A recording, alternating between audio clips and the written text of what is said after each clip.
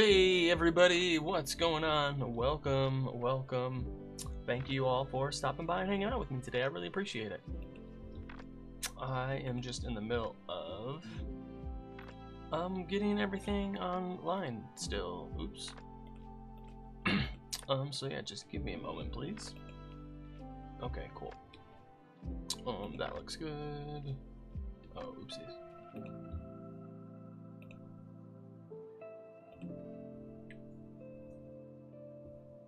Okay. Hey everybody, how's your Saturday going so far? Are you having a good day? Okay, probably I need to like, get over here a little bit. There we go.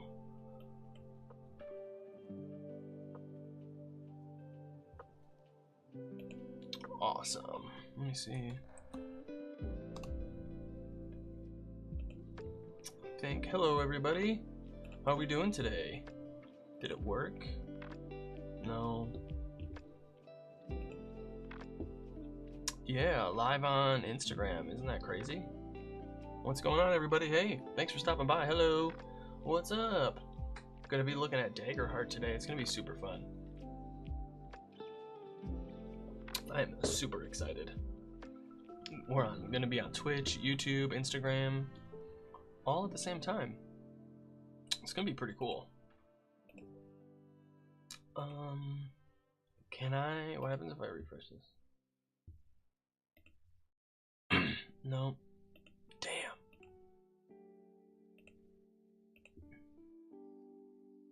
Oh.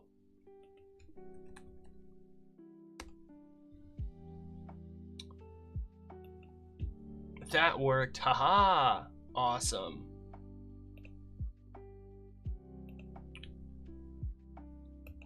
Cool. No, it's just this one that I don't really, I'm always worried about, but whatever.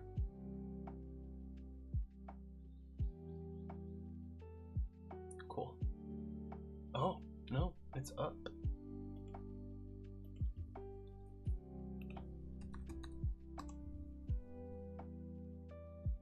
Then. Alright, looks like we're all good. Leroy says, yo, I love Daggerheart. Hey, thank you so much. Yeah, I'm really excited for it too. So yeah, thank you all for stopping by and hanging out with me today. It's gonna be a good time. I'm really excited for checking out Daggerheart. I got the book and the cards and everything. So yeah, we're gonna take a nice little dive in. Maybe I think probably like make a character and go over some of the rules. There's a really cool section in the back here. There's this really cool section. Where are we? In the back that's got like character creation. There's this play guide, GM guide, and so I think that's the stuff that I want to take a look at today on stream.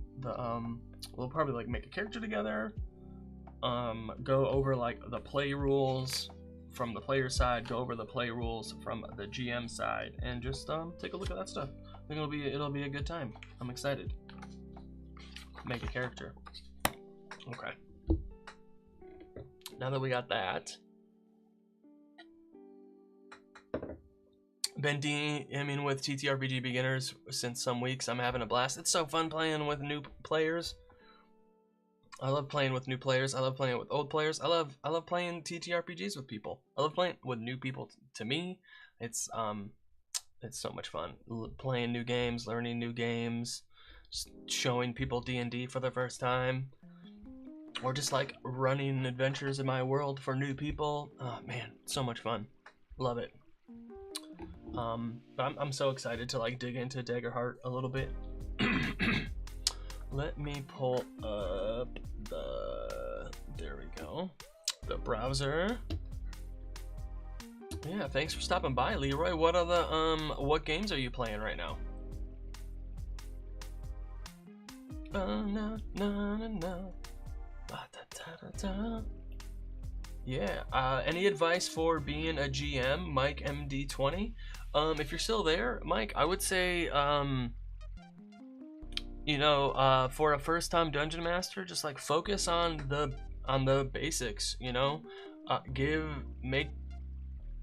tailor the adventure to the characters a little bit.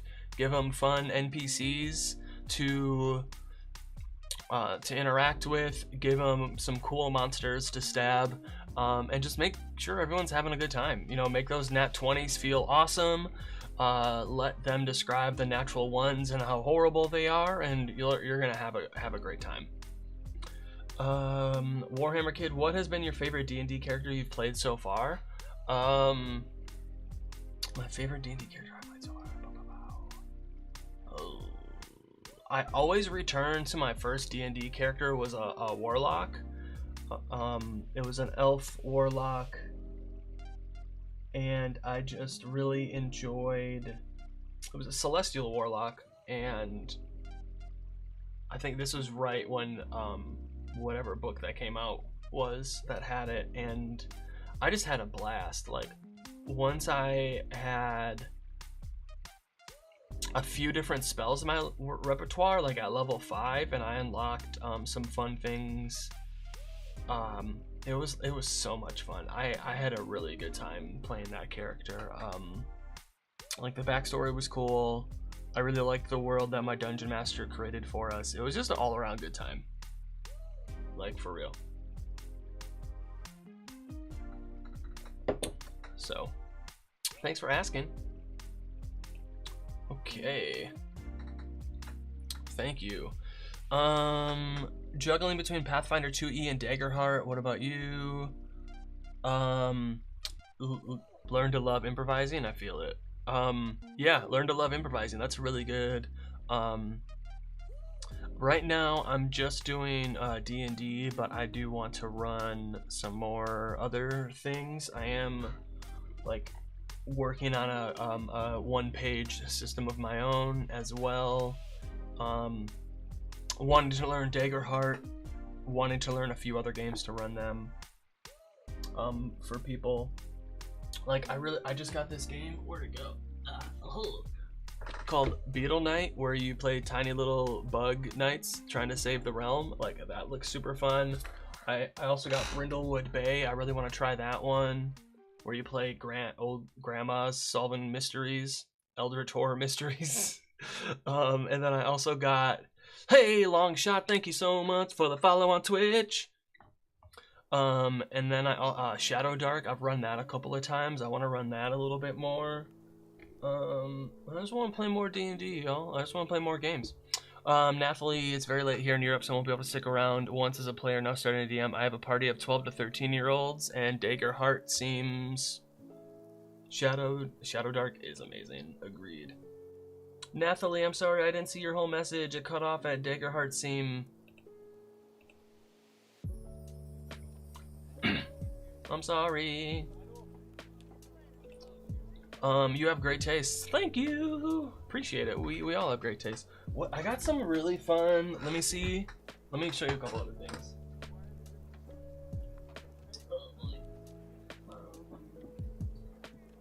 This.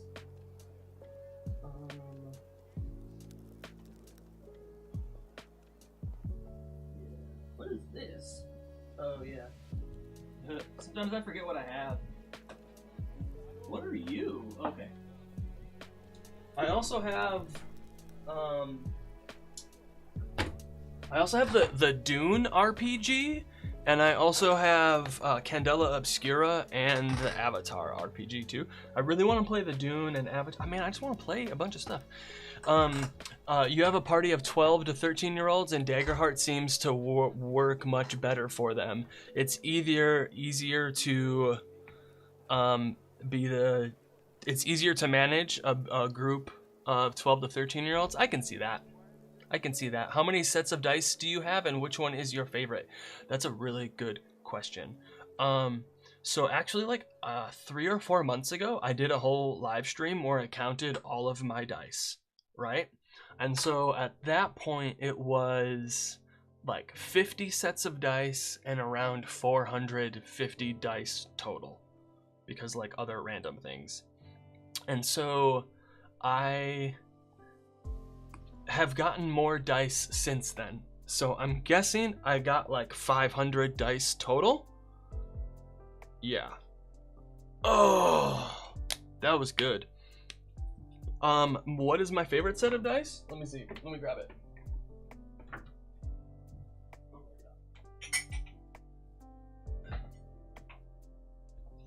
Okay. Okay, so there's a few different things going on right now, okay? So I need to change modes for a second. Okay. I have a bunch of these. I have so this set of dice here I got from Dice Envy. I got a bunch of sets of dice from this company called Dice Envy, and right now if you go to their website, you can get 10% off if you use the code promo10. I think I have it linked in my like everywhere right now. It's like, yeah, go check it out. It's you can get 10% off if you use the code birthday10 at Dice Envy. They have so many cool, like, I love that you get this 10 set of dice because you get a chonk D20, you get a chonk D6, and you get this infinity D4 that's not a freaking caltrop. You know what I'm saying? It's so much better. Oh my god. Let's see. Hey Polaris, have a nice day. Thank you so much for stopping by. Daggerheart really relies on a group of players who are not into the power gaming, power fantasy, as they need to be able to, at some levels, be down with engineering bad things for their own characters. Seems like a game you really need to be the right group and would be spectacular. Yeah. I started a yeah, totally, Sama. Like, it really needs, I think any game with, you know, it sounds weird to say, but like, you know, the right group, any game, man, could be spectacular, totally.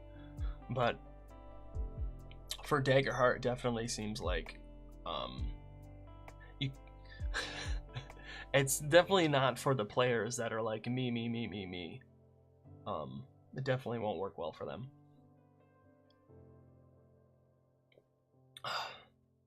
Mike says, I started a campaign of Lost Mine of Phandelver, and I think I've been doing okay. Yeah, Lost Mine of Phandelver is a great campaign. Big fan. Some other dice that I really enjoy. So check these out. You're gonna be like, wait, what? Where did I get these from? Oh my god. Oh, why am I forgetting the name? You're wizards. You are wizards. These are like, yo, glass, bro. These are glass gemstone. I don't think you understand how cool these are. Like, y'all see this? Like, come on, bro. What's good? They're so pretty. Yeah. Hey, Conqueror. How's it going? Thanks, everyone, for stopping by. Thanks, everyone, for hanging out.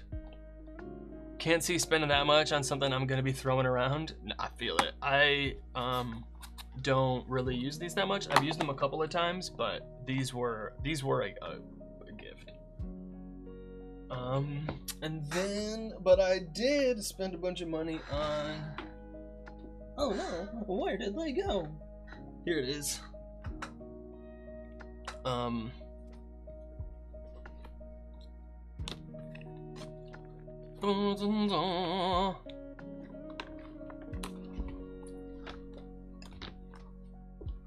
I got some stone, black on black.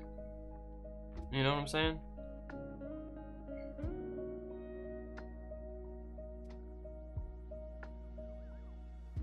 Yeah, that's where it's at.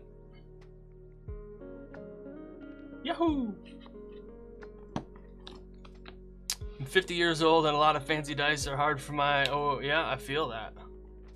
That's very, very fair. I definitely like, and that's the thing is like, these are just ones I have lying around that are fancy that I think are fun for, you know, like occasions. Those aren't dice I'm using all the time. I have a set of solid metal spiky dice, that's super cool.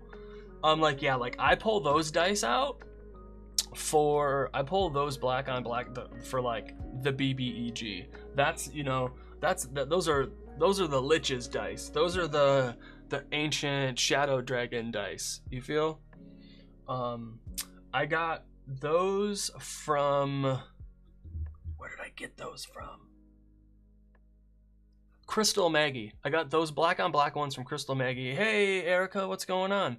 And I got the glass ones from You Are Wizards, and then those first ones, these ones that I showed first, I got from Dice Dynasty. But I got like a bunch of dice from Dice Dynasty. They have so many cool things.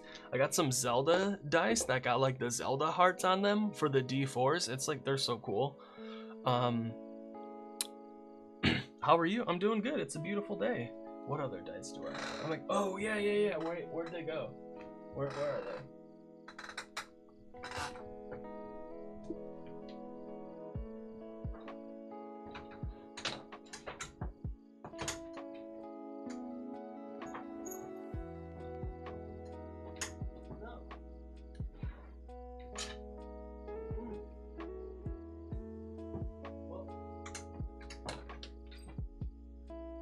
Never mind. I have some of the big foam dice. They're super fun. Makes sense. I have a player facing dice tower and do all my rolls in front of the screen. Usually I can't see what I rolled, so I want the players to be able to see the result from across the table. That's cool. I've seen your posts and threads. Great stuff. Hey, thank you so much. Yeah. I love threads. It's so much fun over there. Yeah, so what I do for my like box of doom is I don't use a DM screen, so like the players can see my dice rolls because I just have it right there. But then also what I have some big foam dice and I'll roll those onto the table. Or I'll have the player roll the big giant red D20 foam onto the table. It's super fun. But like other RPGs, check out this one. So this is Stoneburner, right? This one, you get to play dwarves in space fighting demons, right? How cool is that? Come on. Check this out, man. The art is so cool. But you're dwarves in space fighting demons. Boo doo boo doo boo doo boo. Yeah, and the different classes. It's super fun.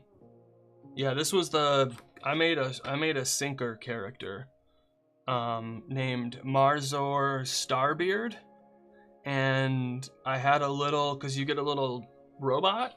I named it was Aura, the dragonfly robot. It was super fun.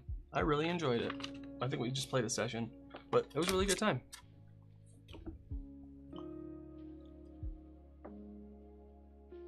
How long has it been since you started playing D&D? 5 years now?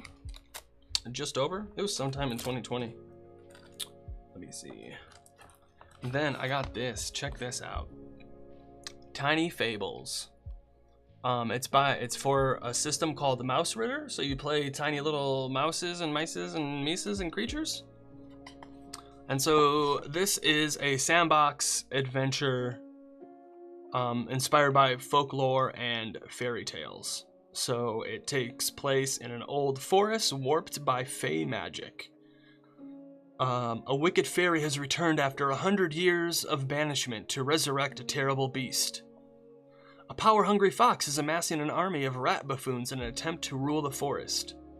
The fairy kingdom is in turmoil, and the ghost of a legendary mouse hero is trapped in an endless nightmare. All these adventures and more await you in the following pages. Yeah, so there's just like a bunch of stuff to do in this, like, where is it? Is it shown in here? Oh no, I have the map in here. Let's see. Nope, that's... Yeah, here's the hex map. No, that's one of the hex maps? No.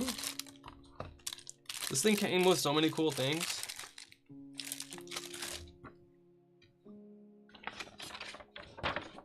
Another hex map.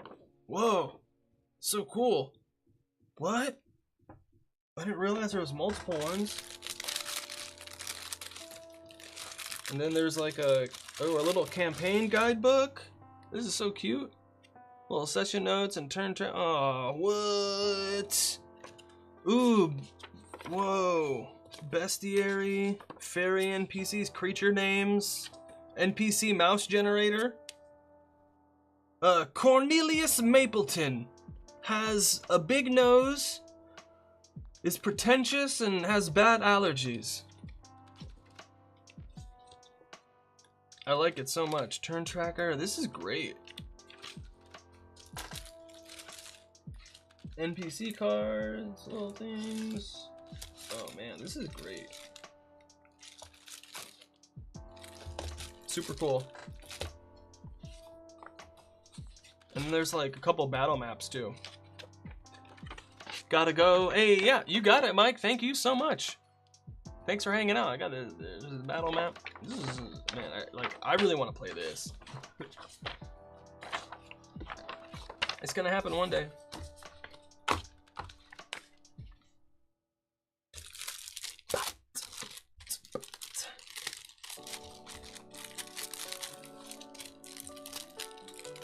All right, hear me out. So you play D&D, right? And then you anger a wizard and he turns you all into mice, and then you play this to turn back into humans. Nah, that might be too much. Where did you get that? I got that from a Kickstarter. So it's probably like on itch.io now. Let me see.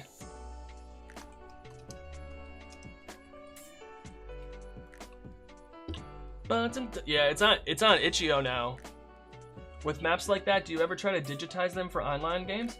So Conqueror, it came with there's digital versions of it too. Like everything now also has digital versions, so that's not really a problem. But if I pull yeah, here we go. You can get it on itch.io if you search Tiny Fables Mouse Ritter. You can get it's only $12 for all of it, and then you can also it's a beautiful looking book. Like, it really is. I am enjoying it a lot. And then if you want the physical book, it's the United States only.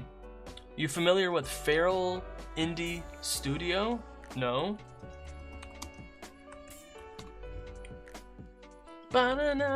Is the music too loud?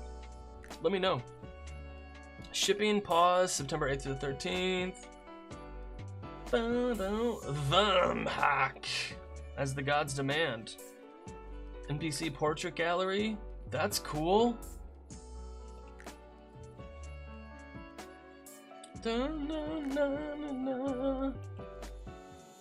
You might like some of their stuff. 4 interest-free payments of $350 with Klarna. However, could I not?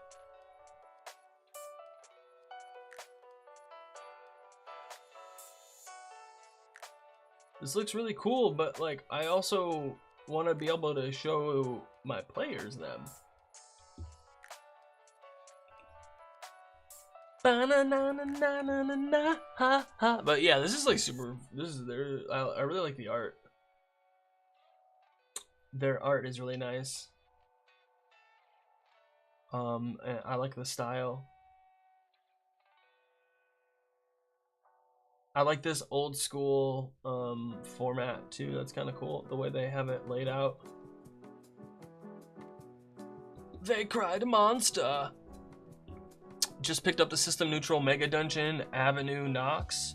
Ave Nox, and it's incredible. The physical stuff comes with digital downloads. I love that. Is that an Exandrian hooded vest? It is. It's the Beauregard Lionette. What is it called? You know what I'm talking about. The oh man. You know, I'm playing D&D and one of my players just rolled a nat 20. What? You don't. I mean, why would you? You don't have to let him do that.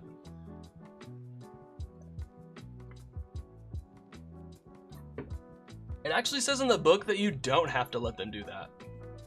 It says you can say no. I mean that quite literally. It says that. Yeah, me too. I don't use it all the time, but I was like half the time I wear it when I DM. I love it so much. I just got in the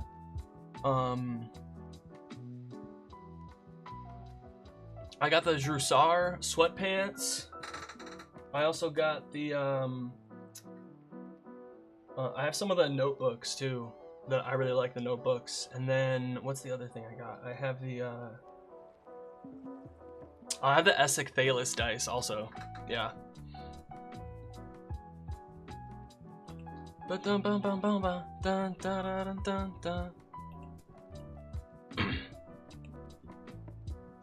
Yeah.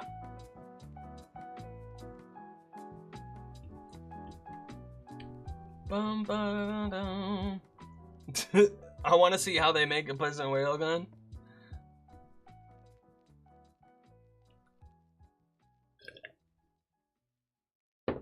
That's wild. Okay. Where they at? Okay, so what are we actually doing today? We're going to... I wanted to pull up... Here we go. No, we're going to do it over here first. We're looking at Daggerheart. It's going to be so much fun. I'm really excited. But where I want to look at...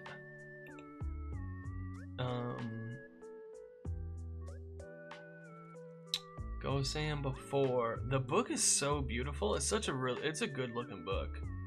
What the heck? Spectre of the Dark becomes spectral until you make an action roll targeting another creature? Whoa, level 10 midnight spell? Yo, that is wild. Okay.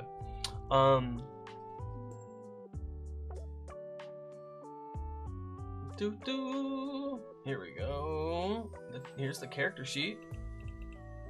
Not bad.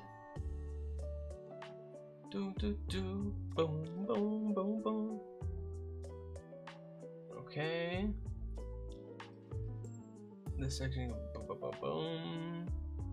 Multi-class character creation. Yeah, here's the stuff I wanted to go over. I really like these one page like guides that they have here. This is like really nice because it comes with like here's the instructions and then here's like a bunch of random tables, names, regions. That's nice. I like that. I am the Excite, yes?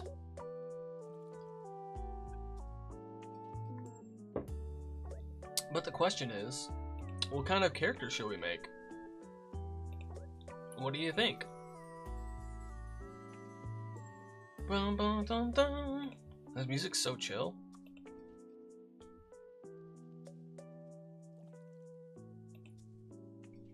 Okay.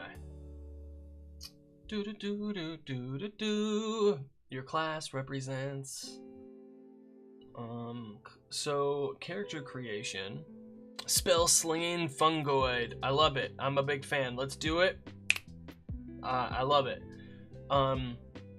You choose so the steps are there's nine steps they have here. Play guide, implement, actuals, yeah. So essentially I want to go through these 4 pages today, which is actually kind of a lot of information and like a good chunk of the information that you need to get started in like a session 0 kind of way. So character creation, the 9 steps, we have choose a class, choose a heritage, assign character traits, record character information, choose starting equipment, create your background, create your experiences, choose domain deck cards, and create connections. So that's pretty cool. None of this is like anything new. Really, I would say even like the experiences, no, I don't know. I already do create connections in like all of my games anyways, with a couple of things, so I really like this. And then I like the experiences, but I don't think I've done that before in a game. They made the railgun by lining up 300 people and they passed a rock down the line and accelerated so much that it broke the sound barrier. Yeah.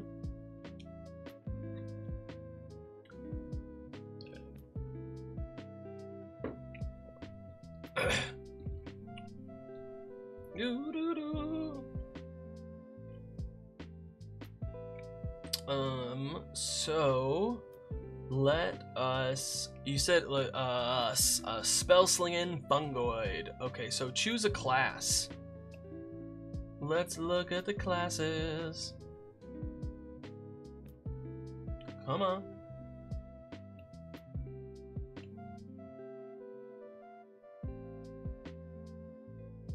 Did I break it? Class. Okay. Okay, so we have Bard, no. Druid, no. Guardian, no. Ranger, no. Rogue, no. Seraph, no. Sorcerer, maybe. Warrior, Wizard. Okay, Clank. Very fun. For how many? Why are there 4 things with an F? Fungo will represent humanoid mushrooms. 300 years? Bum bum bum bum dun dun dun dun dun bum.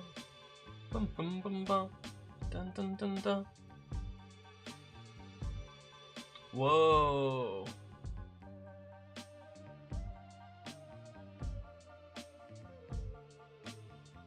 Crazy sauce. This is super cool. Okay. So we're gonna pick that. And sorcery or wizard? Wizard's hope feature. Spend 3 hope to force an adversary within far range to reroll an attack or damage. Prestidigitation. Strange patterns. Let's see what sorcerer does.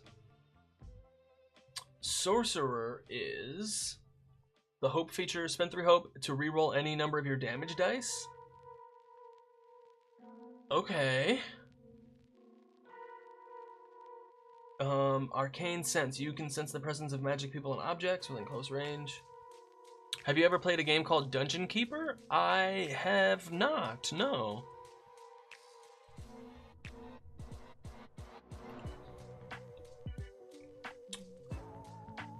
Sounds interesting.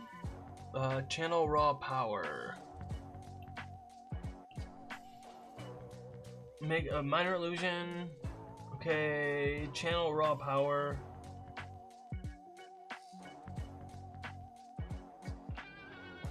Enhance a spell that deals damage in the mind.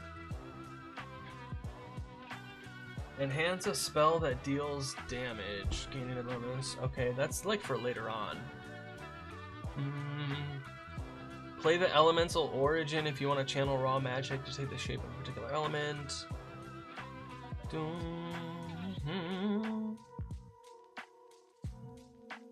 Mastery feature. Elementalist. Dun dun dun dun dun dun. Manipulate. Primal origin.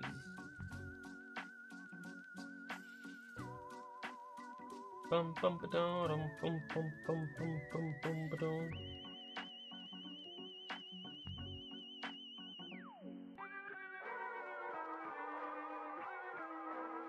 Okay.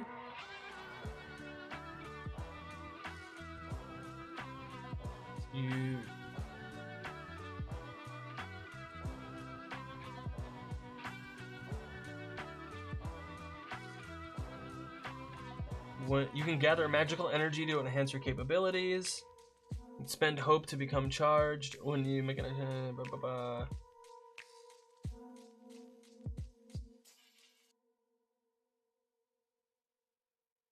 Huh. That's interesting.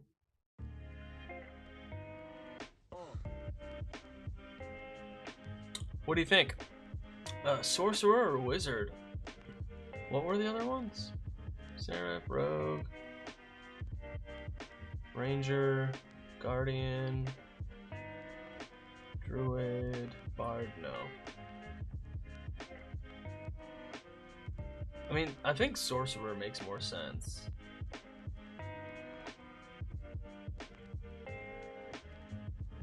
I said hi. Hi. Wizards are always more interesting. So, Mushroom went to school, huh?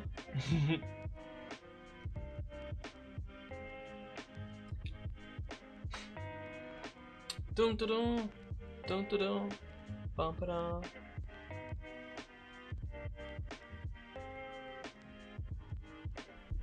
School of Knowledge, School of War, Mushroom who went to school.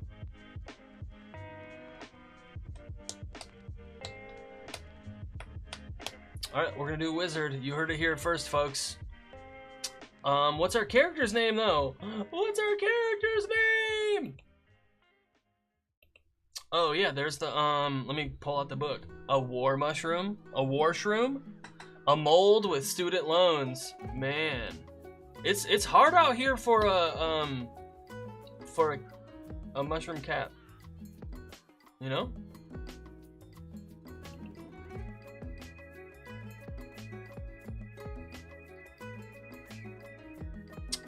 First names, region names, family names. It's hard out here for a spore. It is. It's hard out here. It's hard out here for a spore. When you're trying to read some books and learn some more. Kismet? Jeffrey the Unknowing? I kind of like Kismet. Jeffrey's not bad. The spores are all right. Saffron? Oh, that's good too.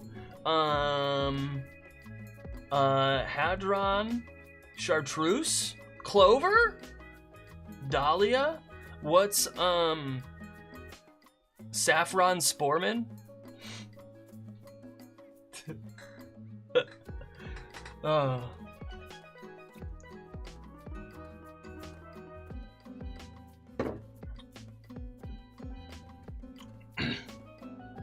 Okay, their name is Jeffrey Sporman, but they prefer to be called Saffron. Deacon, Moon, Triton. Wow, I'm surprised you can read the names. Saffron Vasquez, is that a family name? It is. Should I roll the dice to see? I bet you it's, if there's Amanita? Anita Applebottom?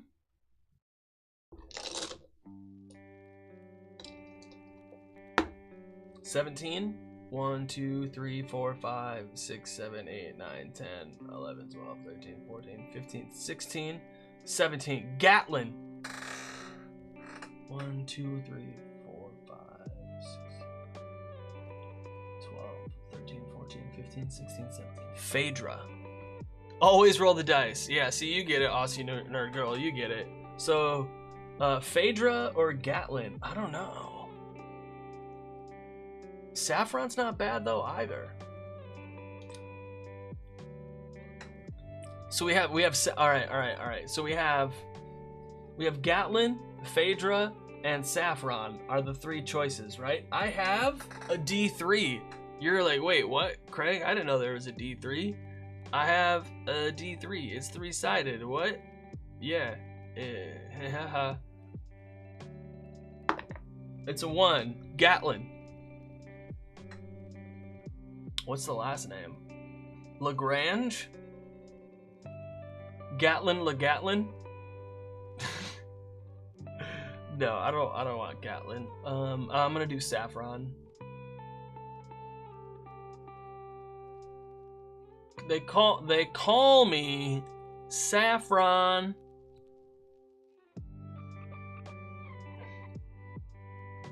Hartley? Saffron Fully? Let's roll some dice.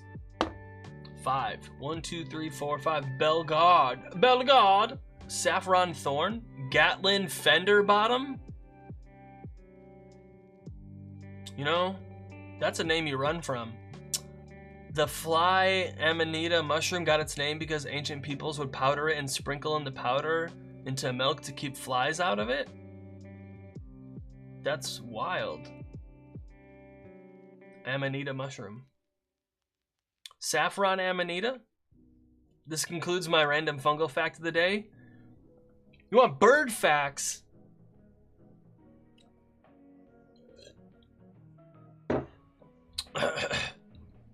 How about saffron amanita Lagrange?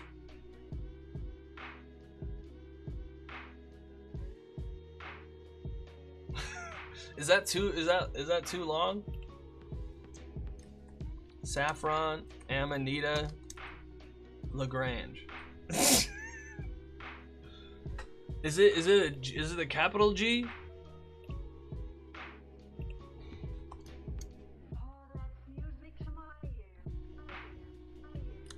Pronouns, they, them. No, they identify as a problem.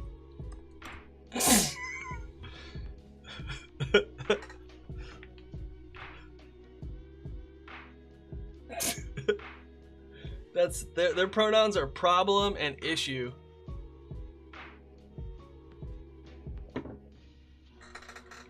Saffron problems.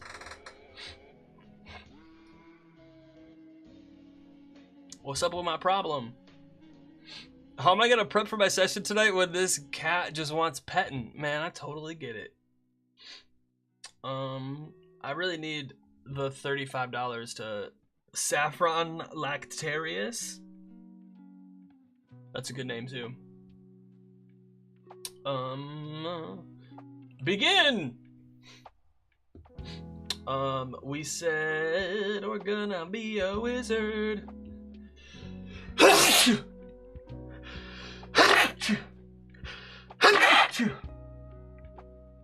Whoa. Sorry about that. Holy cow. I did not see that coming. My bad, y'all. No! I can't be a wizard. You're a wizard, Harry. I guess, we can just make it by hand then, huh? We don't need you. We don't need you, Daggerheart Nexus.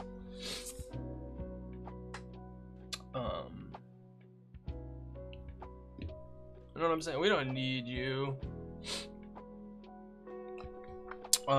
So we have where are the abilities? Where are the dwarf clank? Yeah, I got all the cards. Fun girl, there we go. How are the cards? They feel good. Thank you, Warhammer. Thank you, everyone. They feel good. I like them. Oopsies. Here we go. Yeah, the cards feel nice. Oh, yeah. The book, this whole thing just like feels, it's well made. All right, 1 second.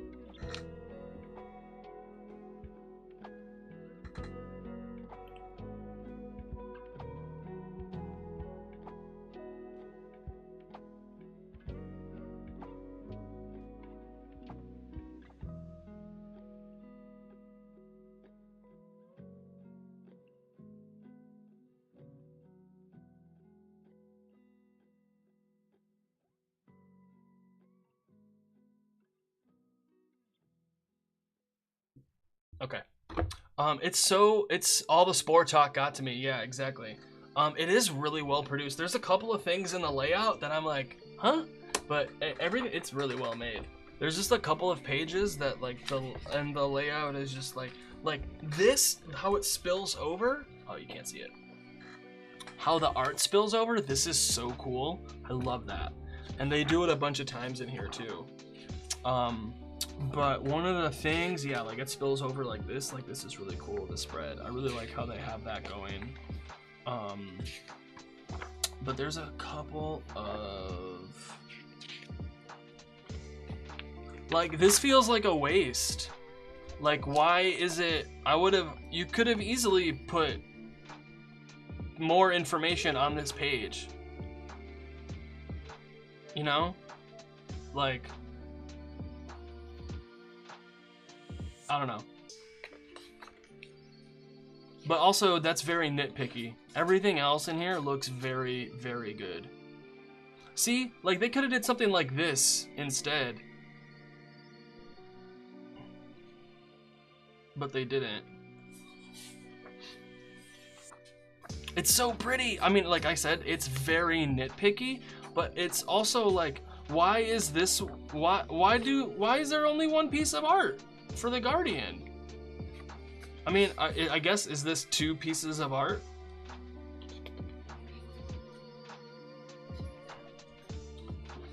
You know?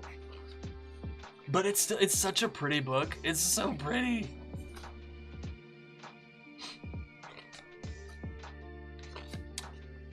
Like, why does the wizard only have 1 piece of art?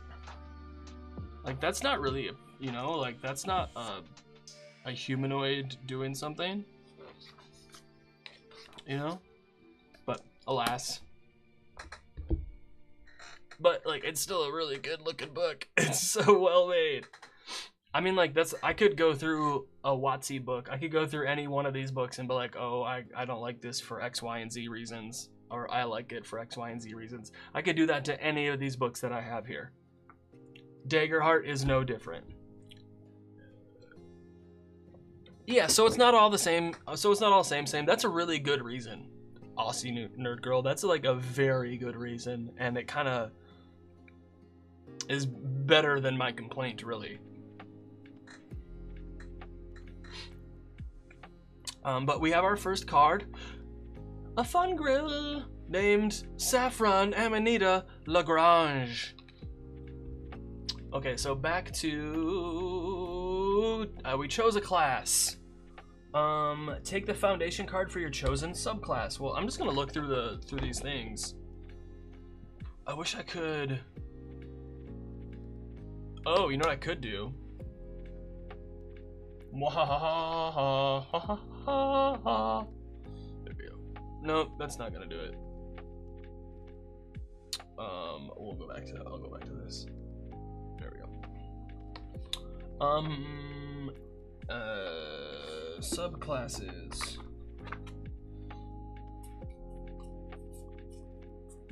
We were doing wizard, right? Yeah. A wizard. You're a wizard. You're a wizard, Saffron. Wait, what? You're a wizard. School of Knowledge, and you take the foundation card for your chosen subclass. Bam! Man, these cards are so cool.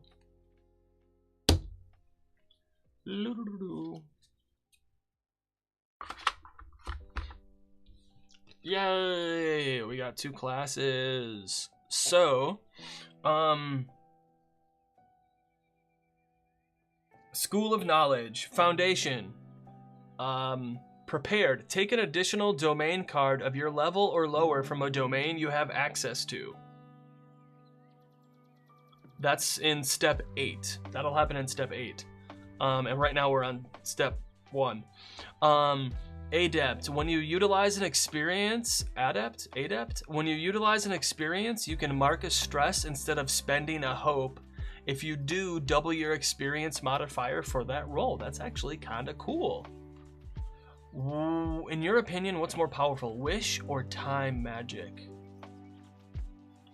Wish, because a wish can include time magic, but time magic can't really include a wish. Choose a heritage. Okay, guys, in 5 minutes, I have some ads starting over on Twitch, so I'm gonna take a little breaksy, and during that time, and then, however, there is a special like Twitch September like sale on Twitch subs right now, so you guys should really take advantage of that while you can. Like, for real. But yeah, all right, back to it. Yeah, wish magic or time magic, yeah. I would say wish because it includes time magic. But time magic doesn't include wish.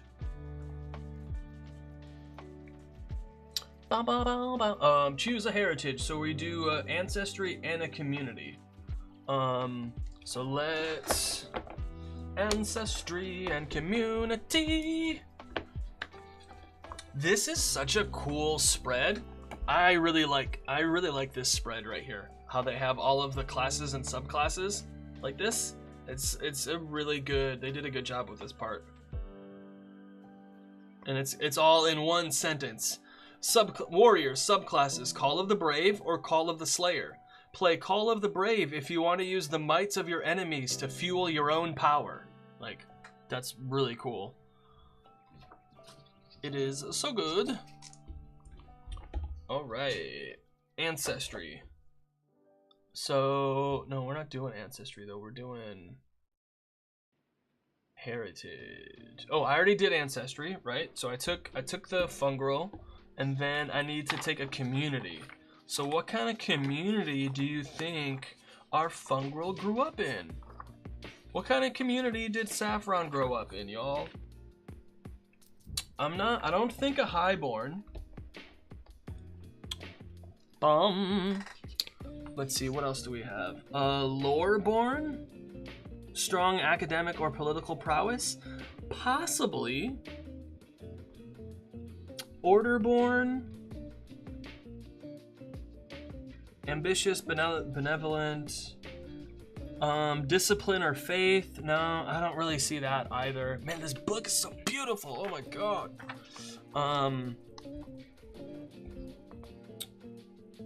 Ridgeborn is the rocky peaks and sharp cliffs of the mountain. Seaborn is the sea community. Dun, dun, dun, dun, dun, dun. Slyborn is criminals, grifters, con artists. Underborn is a subterranean society. Wanderborn are people are nomads. Wildborn are deep in the forest. Okay.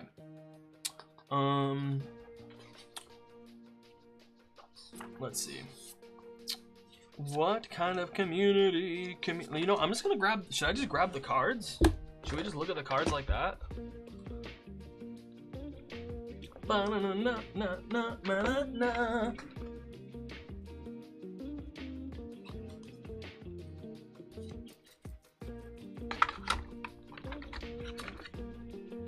bum, ba-dum, bum.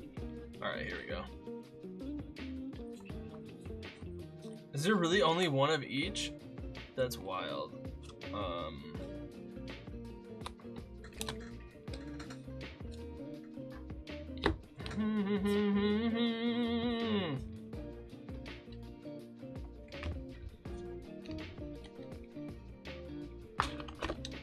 Okay, so how heavy is the book? It's a good amount. It's a good amount of weight. Like I'll grab some books later and compare the two so you can see how big they are. But it's like it's a little bit bigger than the new PHB and stuff. It's a little bit bigger than those. But not too much bigger. But I'll grab a couple of books and we can compare the sizes when I come back from the break. But we have Highborn. I mean, I guess Loreborn makes sense, right? Loreborn makes sense, huh? I would say Loreborn. Or what are we, a Fungal? Or Underborn? I would say those two make the most sense, right? And we'll decide when we come back, y'all. Okay, Loreborn or Underborn, we're gonna take a little quick fiver, and we'll be back in a few minutes. Thanks everyone for stopping by and hanging out with me today.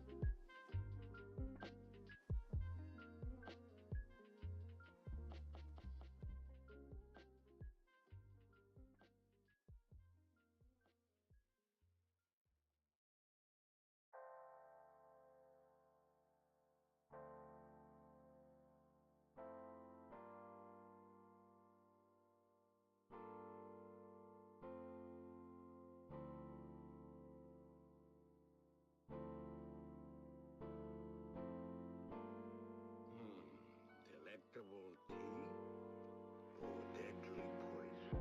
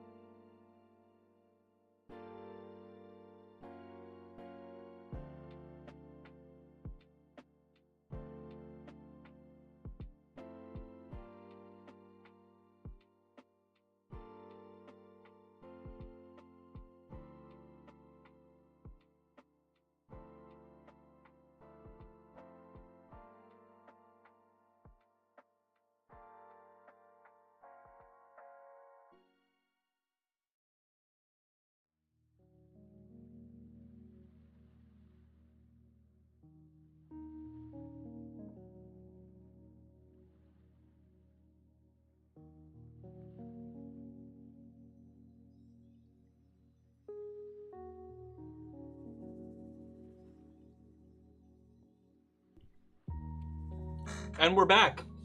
Okay, so I found it. Here's the giant foam dice I was talking about that I have. So I'll roll this on the table.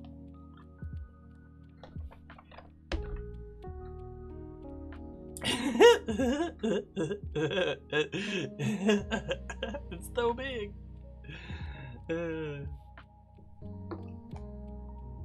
So I have a whole, it's a 6 die set of these. It's super fun. But then, like I said,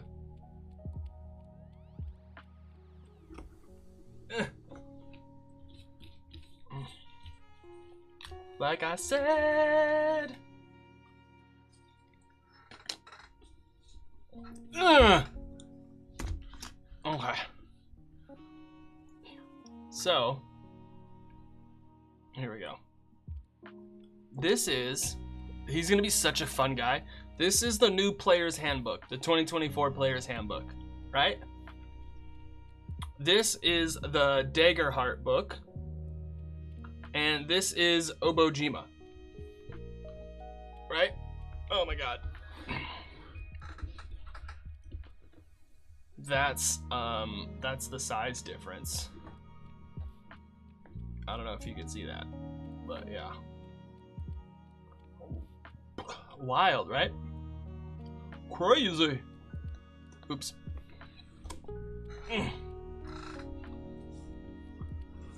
And like heavy, I mean, yeah, I would say it just like,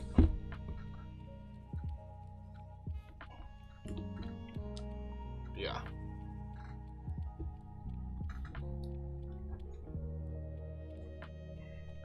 There we go.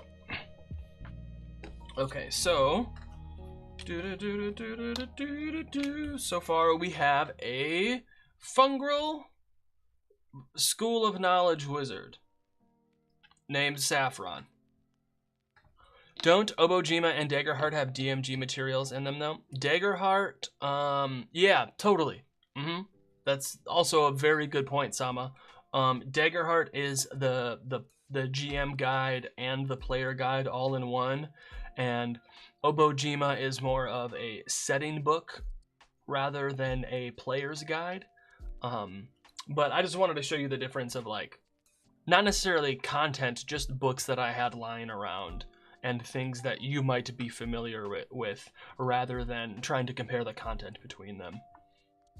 But that's a really good point though. Like, a very good point in the different content that is in them, and also like the different goals that those different books have as well. Cool. And you know what's funny, because like you see the zoom, I can also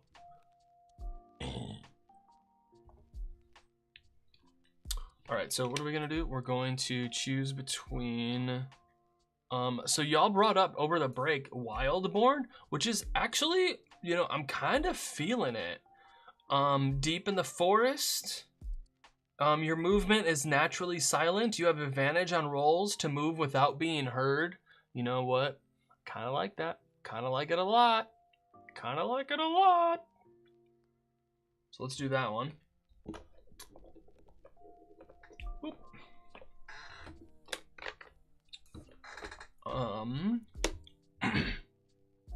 Man, I really just need a Daggerheart character sheet that I can fill in. Let me see if I can find one. Is there created in a lab background? Maybe. I knew it. There could be. Feels like the director aspect of a GM is diminished. I don't think it's diminished. I think it's altered. Stealthy Wizard is cool. It does sound really cool. Who's on First Watch? Yeah, I think that's such a cool name too. But I think it's I don't think it's diminished. I think the energy is just in a different place. Hi T Cartoons. Hello. Thanks for stopping by. So what's our next sign? I need to find a character sheet really quick. I guess where are we? Yeah. Daggerheart character sheet. Downloads. Hey, Bart, how's it going? Thanks for stopping by.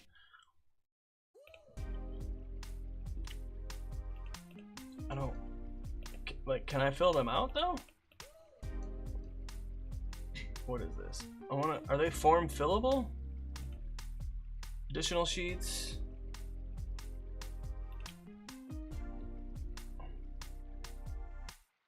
Are they form fillable? Love that energy. Thank you. Appreciate it, Bart. I hope I said it right. Check out our Daggerheart podcast from Down Under in November. All right, will do. Stealthy until you start chanting dark incantations to forces beyond this world. No, that would be a sorcerer or a warlock, not a wizard. Let me see. Daggerheart character sheet fillable.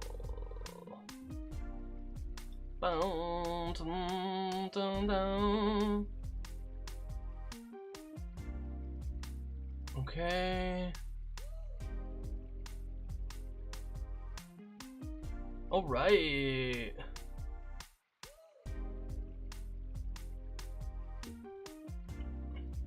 But Bart is just as good. All right, I got you. I got you, Bart. Pretty good. Most English speakers struggle way harder. I got you, Bart. Thanks for stopping by. Okay, what I don't want. I just want. Is there just a plain one? Here we go. Download.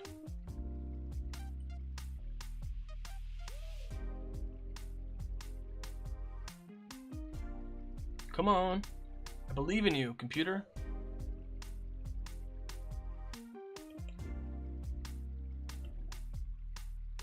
Cool.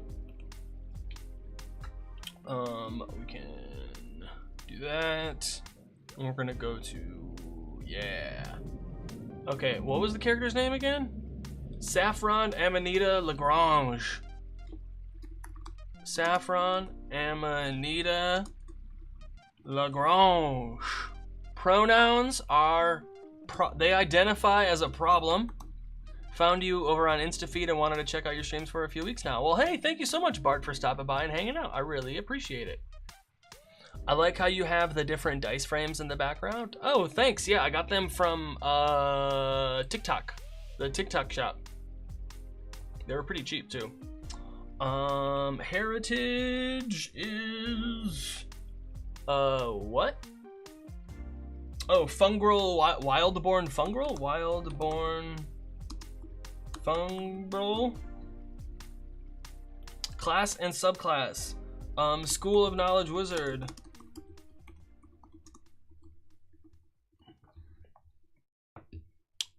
Level 1. Level 1. Boop, boop, doop. Alright. Since we don't need Demi playing anymore. Oh yeah, this song slaps. Alright,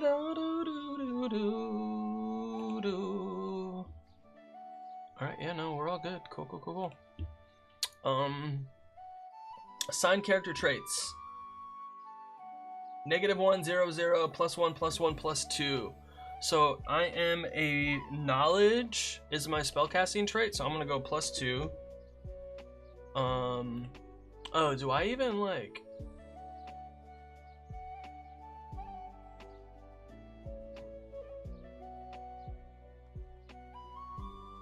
I'm gonna need to write down other stuff on here too. This song is life. It's a good one. And then I also have +1, +1, a 0, 0, and -1.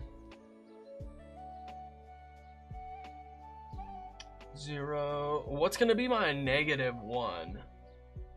Strength? Finesse? No, finesse is +1.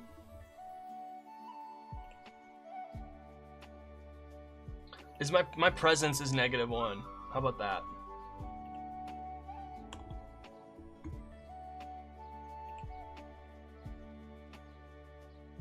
Strength? Instinct should be +1 maybe? What do you think? They're a mushroom. So their strength should be -1? Treating the wizard's components not as words, but as a series of sounds, gestures, and materials that impact the fabric of reality is always fun. Imagine wizard spellbooks using a phonetic alphabet to denote verbal components and then containing odd plosives and clicks. Oh, totally. That's cool.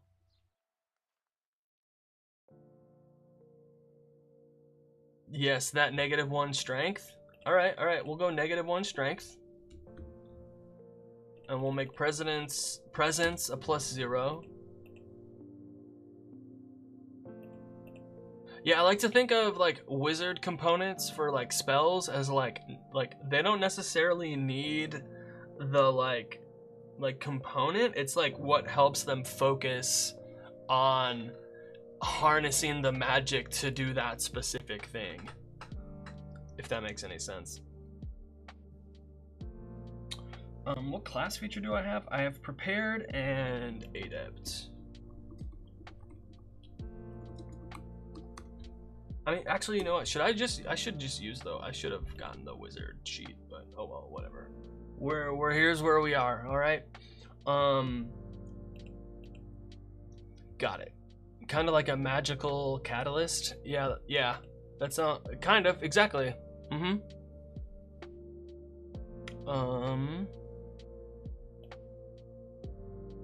Wait.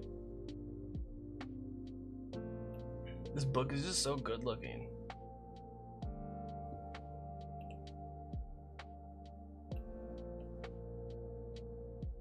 Come on. I believe in you. I know you can do it, bud.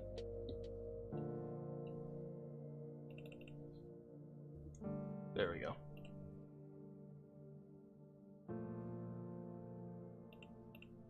I believe in you. Come on. There we go.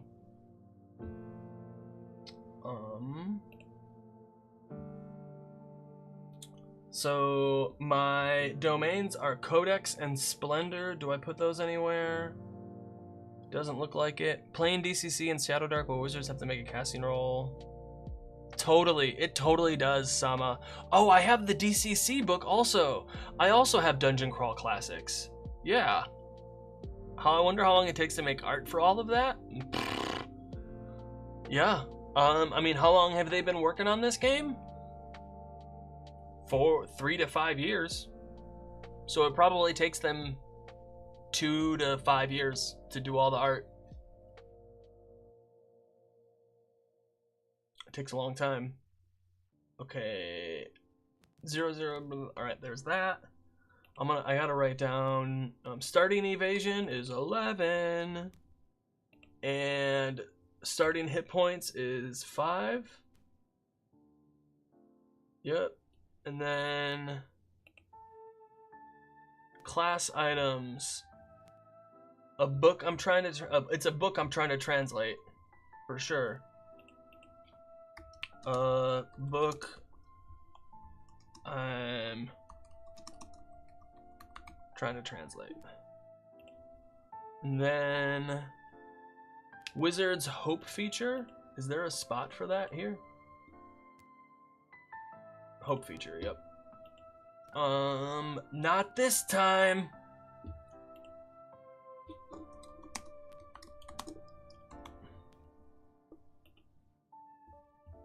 Three hope to force an adversary within far range to reroll attack or damage. That's kind of lit.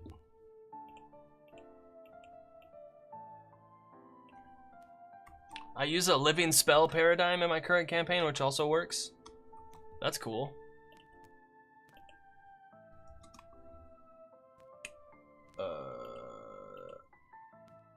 Cool. I'm just gonna call it not this time. Because you have the cards. So you don't need like all of the... That's fire. Yeah, it's pretty cool.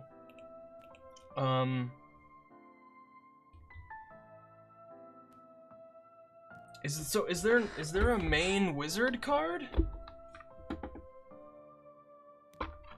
Druid. Is there just like a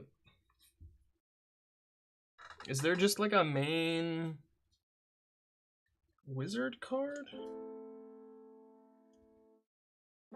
Warrior. Specialization, mastery, wizard. You know, I don't think so. Those are all those abilities. Ancestries, Bard.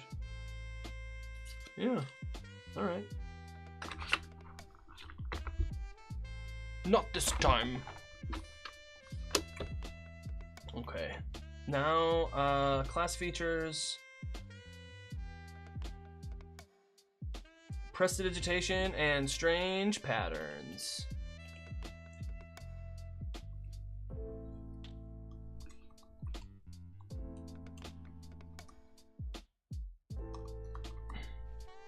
Strange patterns. Wait, is there really not a card just for the main class?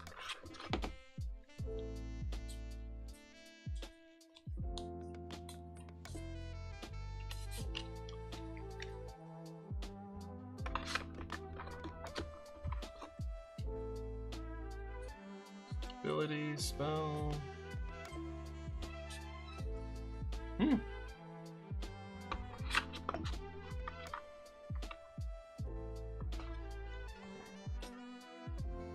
Man, oh, is there a...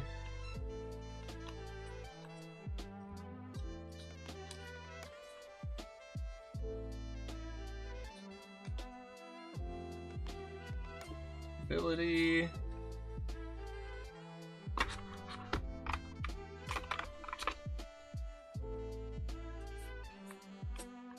No.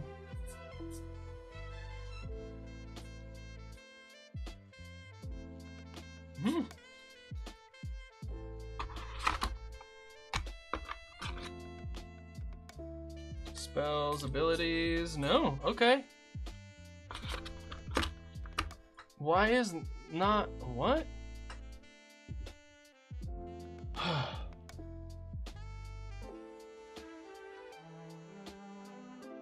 Okay.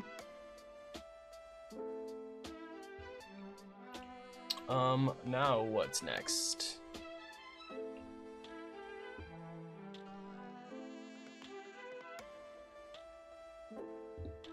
Come on. Come on, there we go, buddy.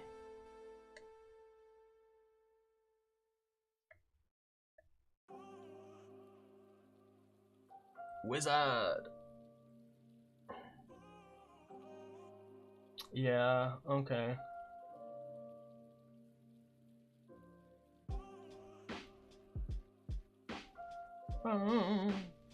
This is interesting, the questions and stuff. Oh wait, is that the end? The regular one? No, it's at the front. Alright, come on. There we go, getting closer.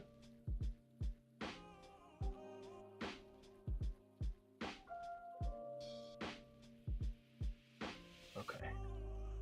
Record evasion to hope. I recorded my evasion, right? Yep. And I have 2 hope. Where's my hope?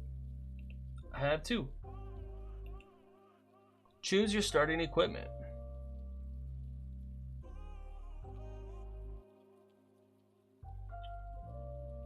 Decide which weapons.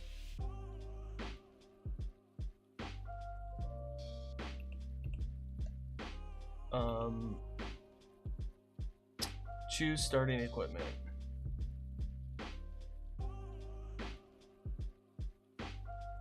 Okay, I guess I'm gonna go to the wizard one and see what they have.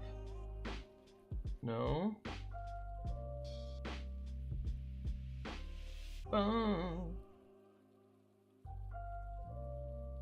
What is the wizard's? What does it suggest for the wizard? Great staff.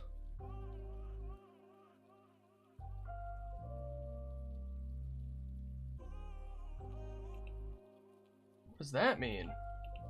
Okay, now I need to read about weapons. This is wild.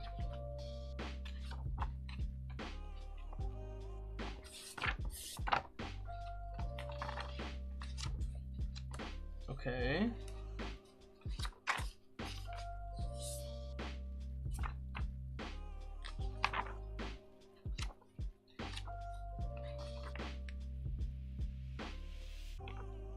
Great magic weapon?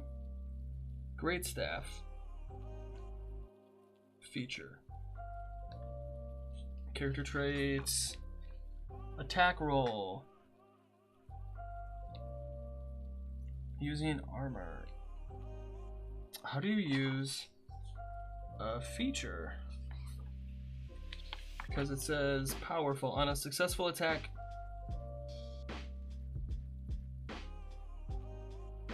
Okay. Oh. So where is equipment again? Yo, this is crazy.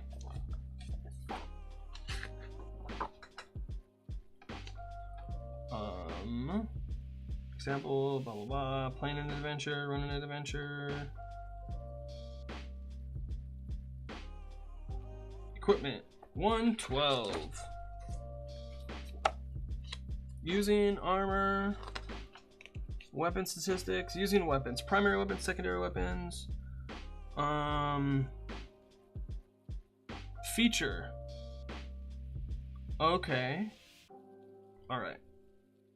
Got it. Okay. Great staff. Spellcast trait. So what does that mean, though?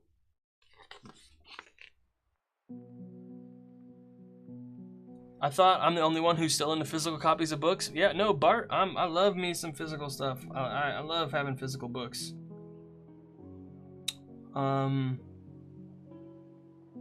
Okay, range, burden. Oh, okay. Two-handed. Alright. But it does magic damage to very far. That's cool. I get it now. Okay, so we're gonna do Great Staff, Knowledge, Very Far, D6, Magic Two-Handed. Primary. It's a Great Staff. Trait and range, Knowledge. Very Far. It's a D6 Magic. And feature is, what was it called again? What was it called again? And it comes with like maps for you to make a world. Like, it's so cool. Powerful, which essentially means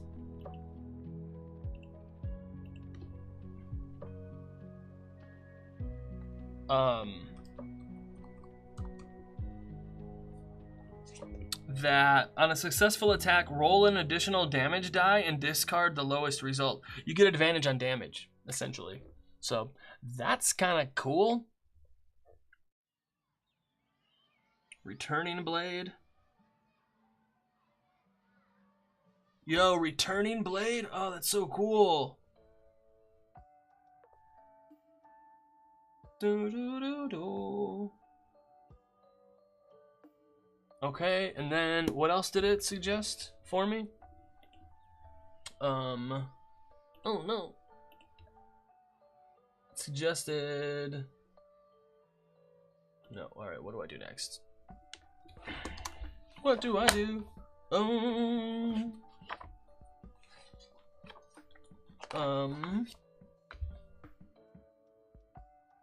Armor. Cool. I'm gonna take leather armor. And that's gonna be 6 thresholds are 6 and 13.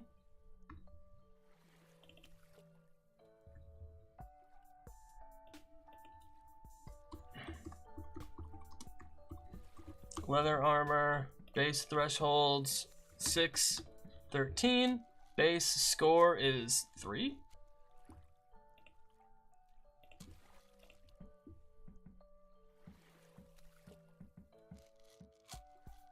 Okay, so then armor is gonna be, what did I say? It was at like 112. Consumables. Oh, there's a bunch of loot. What? It's leather armor 613 base score 3. No extra features. What does that mean? Combat wheelchair. Cool. Arcane frame wheelchair. Okay. That's lit. Yo. Using armor. Base score.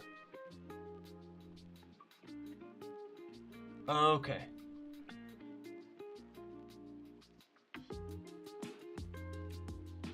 Okay, so it's +3. Do. Knowledge. Right?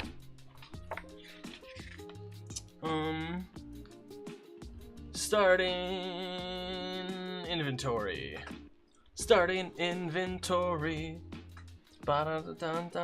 What's a stamina potion? Oh, for stress. Torch. So I get a torch, 50 feet of rope. Where's my inventory? I got a torch, 50 feet of rope. What else?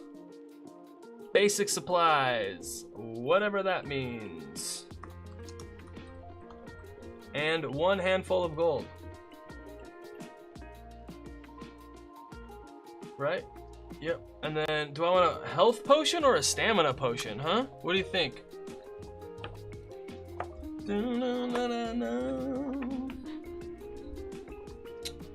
Minor health potion is HP. Minor stamina potion is stress. Yeah, okay, that makes a lot of sense. What's basic supplies? Physical weapons, equipment. Blah, blah, blah. Weapons, health potion. Secondary weapons, armor tables, loot. What was it we were talking about? Basic supplies. The heck is that?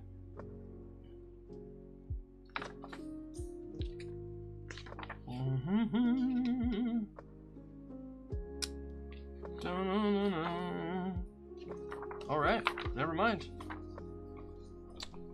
But we're gonna do a health potion. Yeah, but hey, I would say Bart. I would say everything like you said except the ropes, because 50 feet of rope it says that. But basic supplies, yeah, pretty much. So we're gonna do a minor health potion.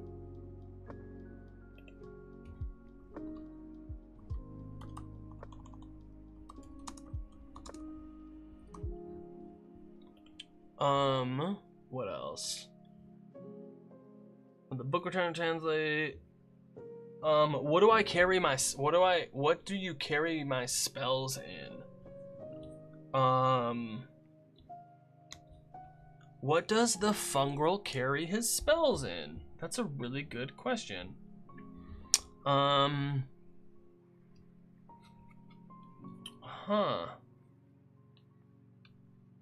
What if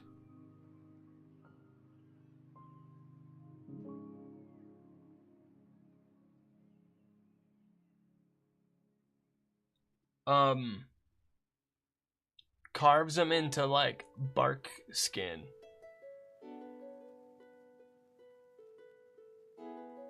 You know? And then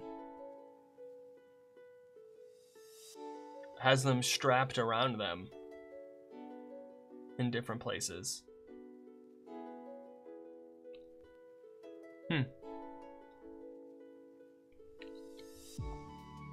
Do do do do do.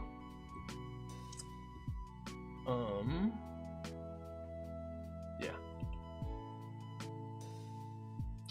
Character description. Do we put that anywhere here?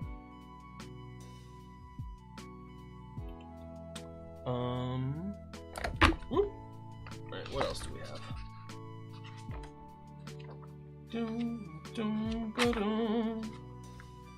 Create your background. Cool. Create your experiences. Choose domain. So I can pick 3 cards for my character. From what was it? Codex and what? I can pick 2 warrior, wizard. Do do do do do do do. Codex and splendor. How do I know what's what? Those 2, okay. And it gets to be of, what is it? Level 1? No.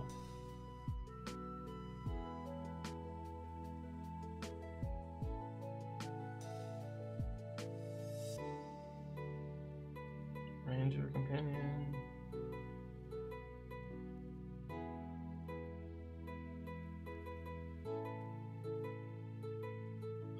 It was level 1 cards in. What if they just have an overly sized scroll that doesn't stop unrolling? That's pretty funny.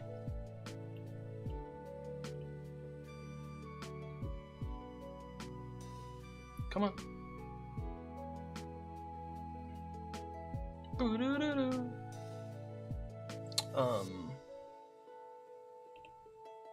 Codex and Splendor. Okay, how do I read these cards?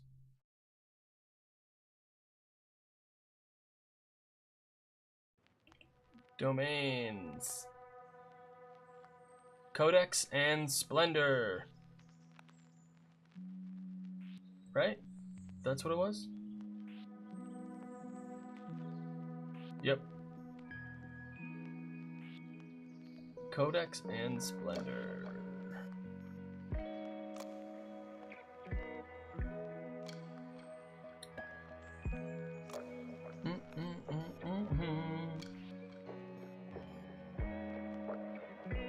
Okay.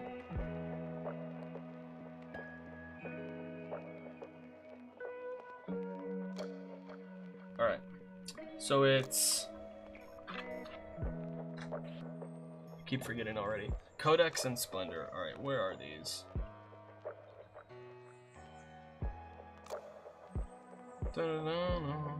No. Not here.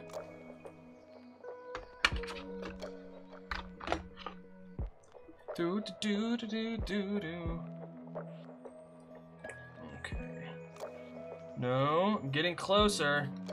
Finally able to catch a stream. Hey, Torden Woodworking, what's going on? Thanks for stopping by. Thanks for hanging out. All right. That's Codex. Where is Splenda? Splendor. There we go. So I can pick 3 of these.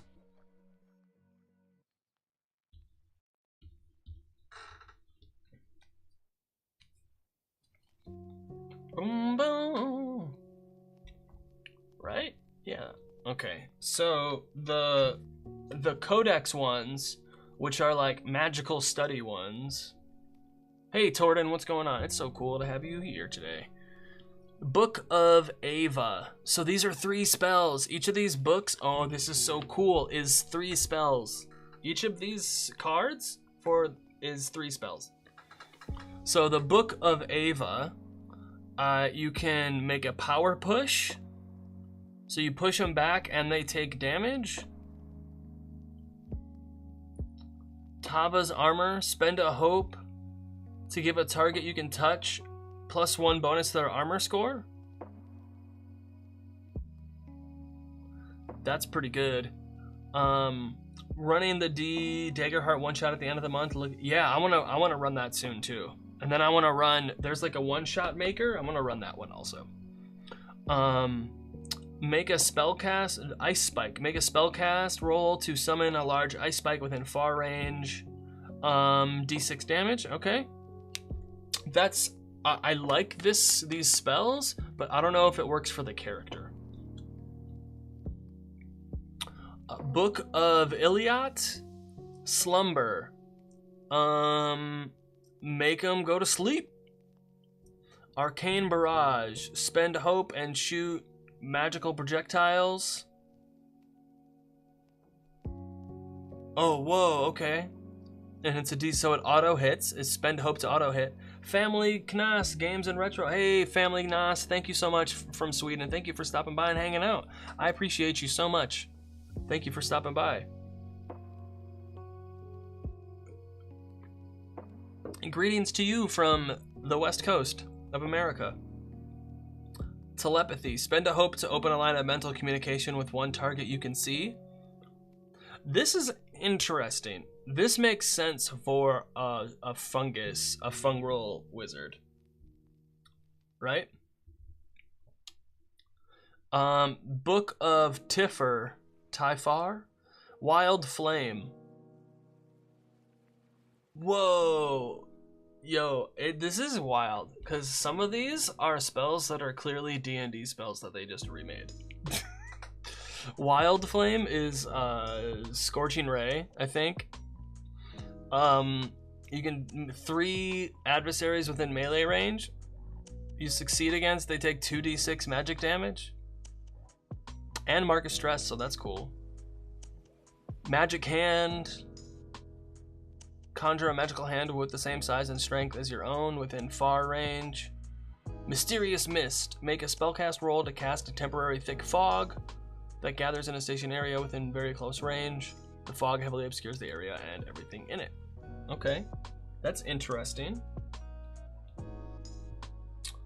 And then so I get to choose 3 of these cards. I liked the Book of Iliad the most. I could see the Book of Ava being cool.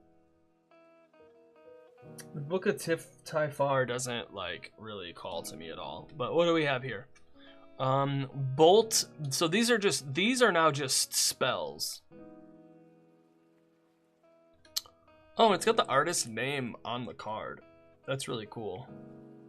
Okay. Make a spellcast roll against a target within far range. On a success, spend a hope to send a bolt of shimmering light towards them, dealing D8 plus 2 magic damage. The target becomes temporarily vulnerable and glows brightly until this condition is cleared. This is Guiding Bolt. This is Guiding Bolt. I like it, but it's just Guiding Bolt. So I know like the title of the stream today is Daggerheart just discount D&D. This does not help. This doesn't help. I would love to play D&D someday. You haven't played it before? Yeah, you should totally play. There are so many fun D&D style games out there. There's so many people. Dragonbane is local to over there. No, it's not Swedish, is it? The Swarsh Age is German. Is Free League Swedish? Yeah, D&D is so fun. You gotta play. The new starter set comes out soon. I would check that out. The new starter set comes out this month. I would highly recommend, if you can get a copy of that, try and get a copy of that. I think that would be a really good start. Born in 1985. Hey, 1988 right here. Mending Touch. You lay your hands on a creature and channel healing magic.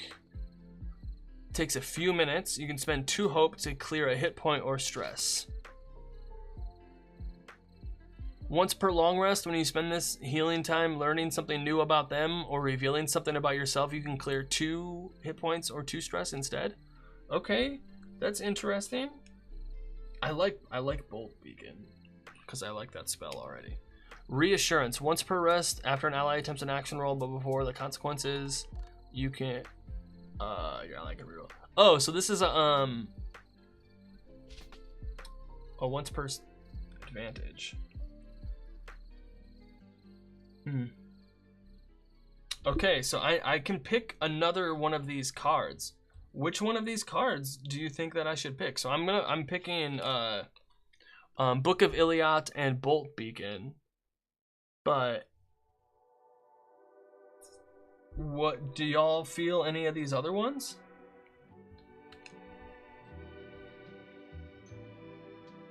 Boom boom dum da dum. Came back and I thought you were opening magic cards. Yeah, the physical Daggerheart book comes with all of these cards. There's like 270 of them. It's really cool because what they want you to do is the way they have the character sheet lined out. You see how this is only 1 page? What you're supposed to do is you have all of this on 1 page and then, oh, you can't see it. This is just 1 page. And what you're supposed to do is take your card, so they don't even have spaces for information like this on the character sheet. So what you can do is just have the cards next to your character sheet. And so you have all the information laid out without having to flip anything over. Family Nas says, I'm going to sleep now. It's almost 1 a.m. Hope you're having a great evening. Thank you so much. I appreciate you. We'll see you in the future. I'll be back next Saturday. And I think that's a really cool idea is in having, how much is the physical book? It is 60 right now. Yeah, $60, and it comes with the book, that it's a whole GM guide and player's handbook all in one, and then it comes with the cards also, and it comes in a slipcase as well for these two together, and it was $60 plus shipping and handling. And check this, look, you see it's all labeled on the, it's color coded on the side. There's not one but 2 ribbons in the book. It's just, it's well made. It's a well made book. It's a good looking book. Okay, but back to the matter at hand. It's such a good deal. It's a really good, like, oh man, it's such a great deal.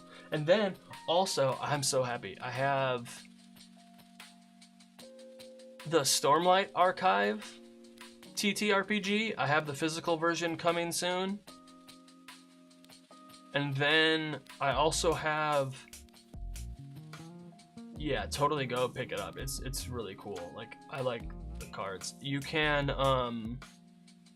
and then the thing though too is, like, you can only have so many cards at a time. So once you level up more and you get so many cards, you like choose which cards you're using and can bring them in and out based on stuff. Maybe the next rule book I'm gonna buy. Yeah, I mean, that's the thing is, like, $60 gets you all of this. They already have a bunch of content that they're playtesting that you can look at for free. They have a bunch of, they have card makers. They made their own website where you can go and make your own cards so that you can print them up or have a digital version of your own homebrew stuff, or to make extra ones or what have you. They also have a bunch of free downloads. Will you be trying the Cosmere RPG? Oh, heck yeah, I'm trying the Cosmere RPG. I'm really excited for that. Like I said, I got it coming through, the physical version's coming through. If you want to take a look at, a few streams ago, I looked at the digital versions of the Cosmere. I even made a character and ran the character through the solo adventure. And then I also did the solo adventure that makes a character while you play the adventure. So that was super fun. And then what's super cool with Daggerheart though, what I really like is you get all these maps too. Like, here's for all these different campaigns that they have campaign frames, which is like a whole, it's a pitch and suggestions and guidance. It's not specific adventures. It's like a few pages of like what's going on in the world, how the world is different, how to modify the current base classes and ancestries to more get the tone and feel and themes that you want for all of these different things. So like there's one, the Wither Wild. When an invading nation attacks an ancient forest deity, a virulent overgrowth spreads throughout the land. Sounds super cool. There are maps included in the core rulebooks. Yeah, no, it's super cool. Sounds like you can translate homebrew D&D stuff pretty seamlessly. Mine came with the D&D screen and like these gems. Oh, Aussie Nerd Girl, you got the deluxe edition? Yeah, I wanted to get that one. I just didn't have the money at the time. But the deluxe edition looked super freaking cool.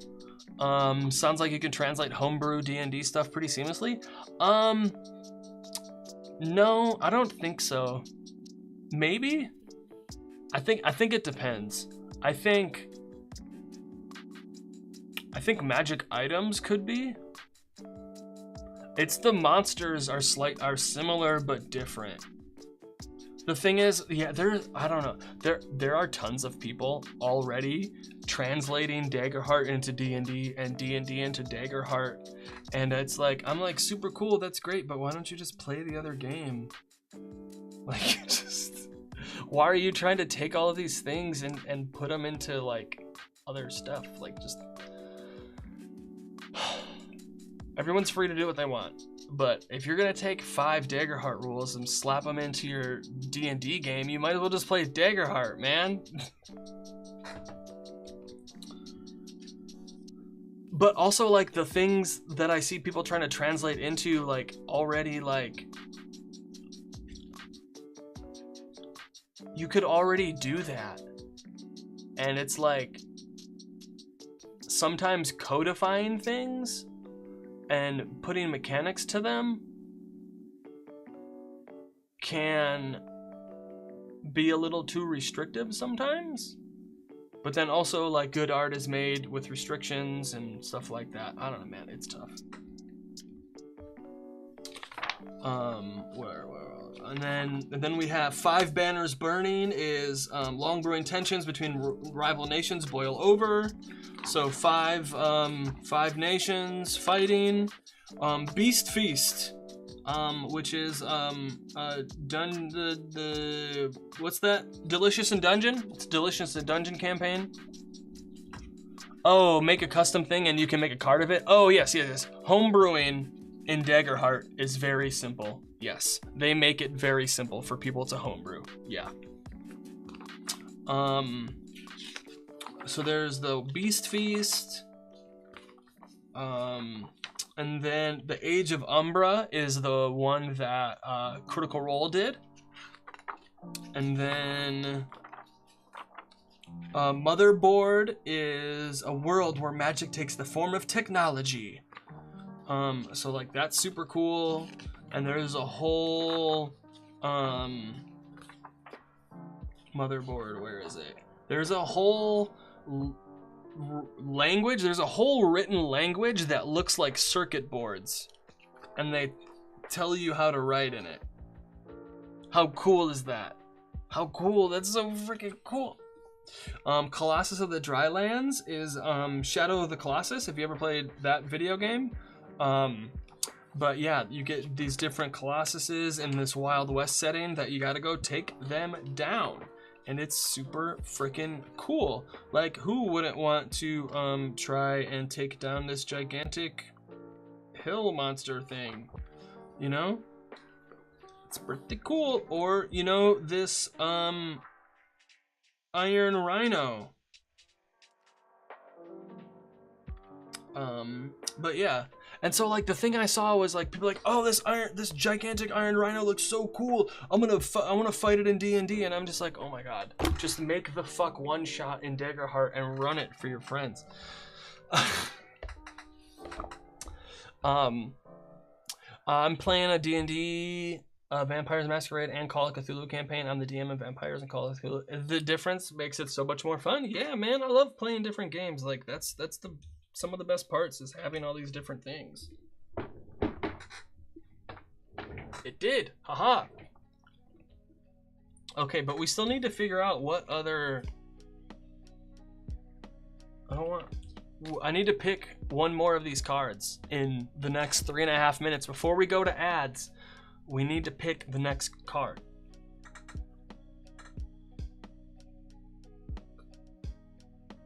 You know what I'm saying? Maybe you don't know what I'm saying. Ba-da-da-da. Ba-na-na-na. Da-na-na.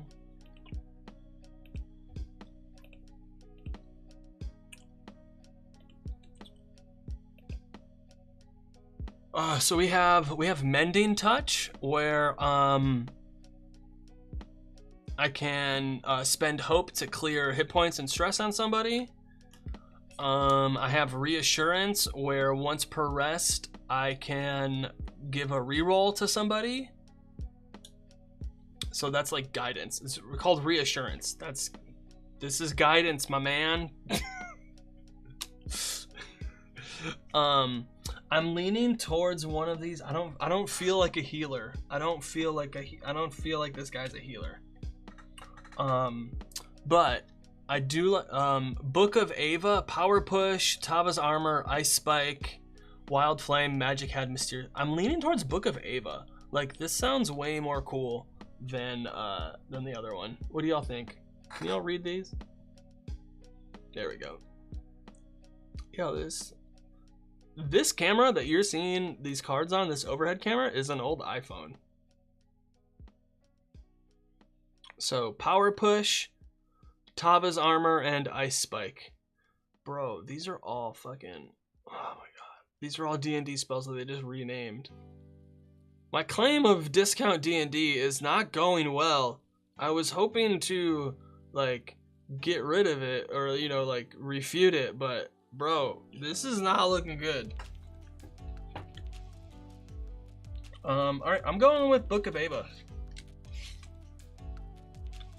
Ba-na-na-na. Yeah, I would agree with you. It does sound better.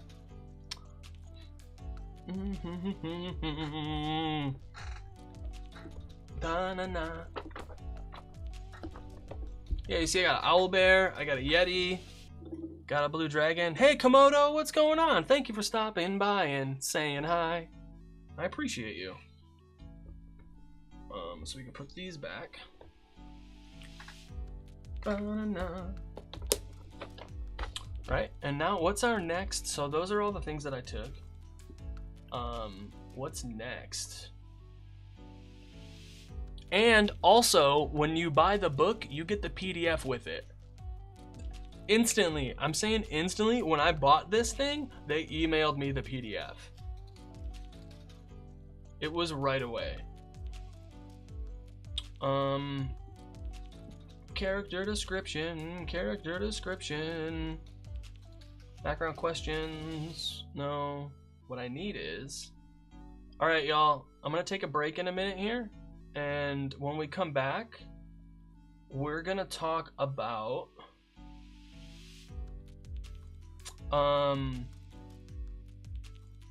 we'll finish up the, like, experiences and connections and stuff, but then I'm gonna go over the play guide.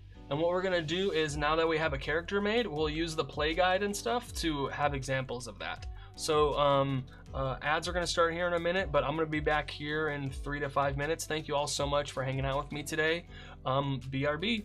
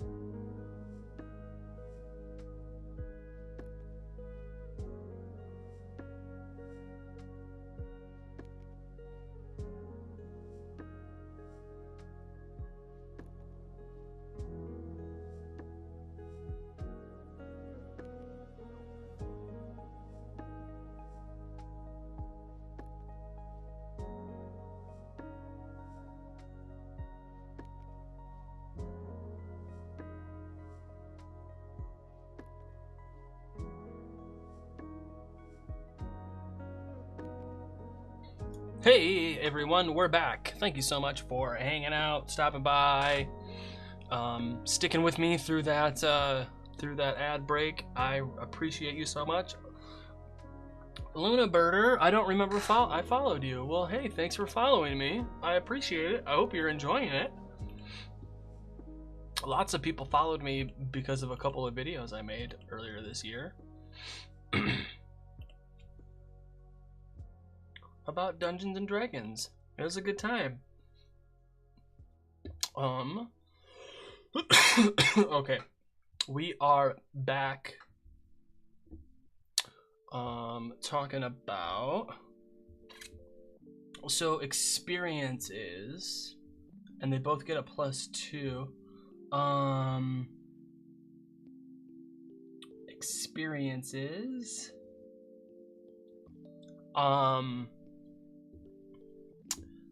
Survivor. I like Survivor, and I like Barter. Do you see these skills down here? Over here. I think.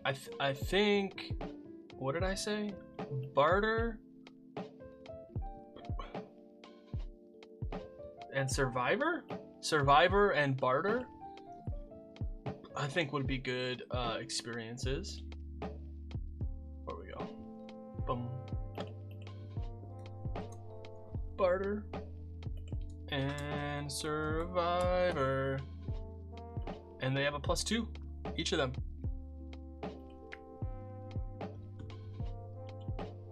No. And then what do we do next? Oh, description choices. Where do I put those choices though?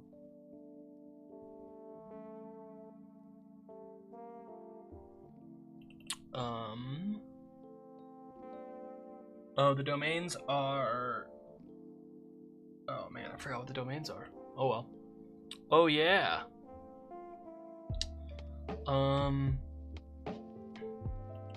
Hi. Thanks for stopping by.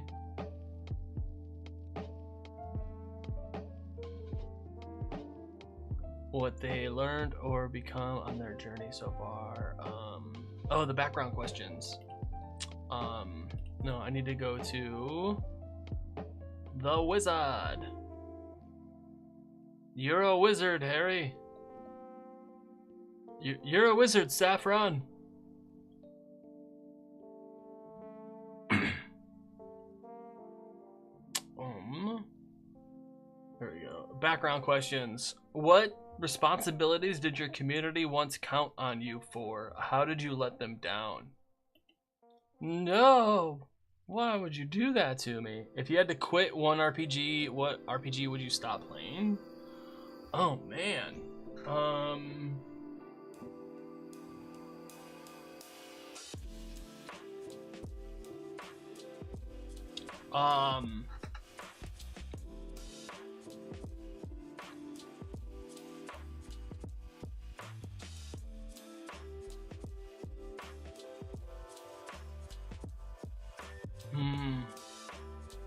I don't know. If I had to?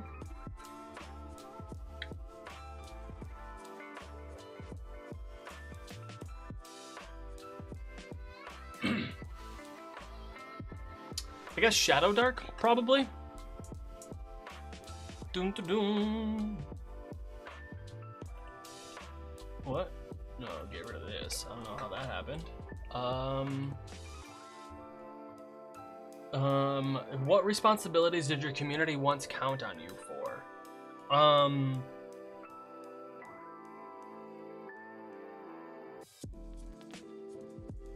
They were like a guard. They were like the town guard or something, but not like a guard, but more like a bouncer. I played my first D&D game 3 weeks ago. Yeah, let's go. I hope you had fun. That sounds awesome. You have and how did I let them down? So I was like the bouncer of the community, and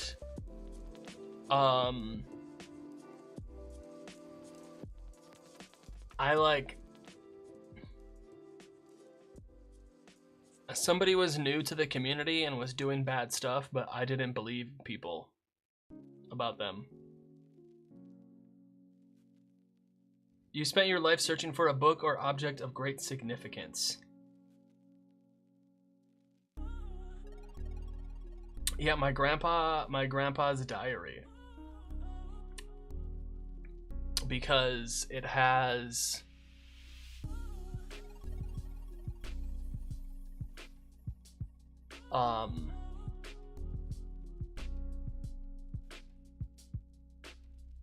it has the final, like, it has the notes to a spell that was lost for our heritage, if that makes any sense. You have a powerful rival. Who are they, and why are you so determined to defeat them? Oh, man.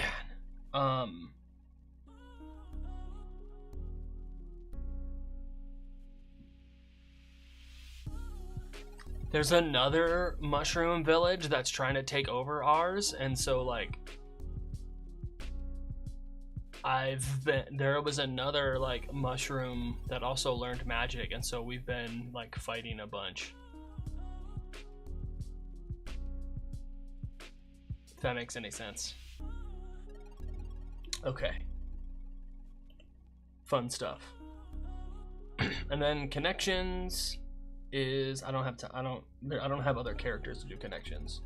So the next part that we do, the next part we're gonna look at is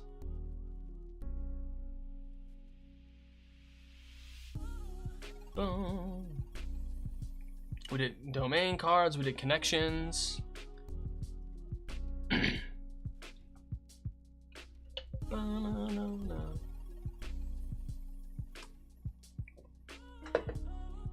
And play guide. So essentially what happens is you describe what you want to do and you work with the GM to determine if a roll is needed. Decide if you're gonna add any modifiers. You roll duality dice. Powerful villain should be Jeffrey Fenderbottom, who was your school bully. So you roll 2d12 and you add them together instead of using a d20. And so also there is what happens is you add them together, and then each one of these is a different, so one of these is a hope die and one of these is a fear die, and so when you add them together you say which number was the highest, hope or fear, and so that creates a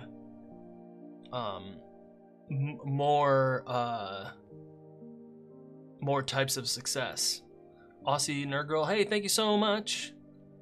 Gotta go start work. Hey, Freddy, welcome back. It's been so long. It's good to have you back, Freddy. And Aussie Nerd Girl, thank you so much. Take care. I hope you have a good one. I'll see you next time. Find me on Discord. I got a Discord server. You're on Instagram already. Find me on Threads. Thank you and take care. So like, let me pull just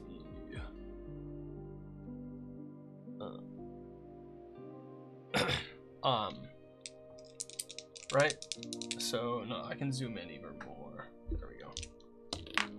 Right, so this is a 5 and a 4, so this would be a 9 total, with this red one being the fear die, so I would say 9 with fear, right?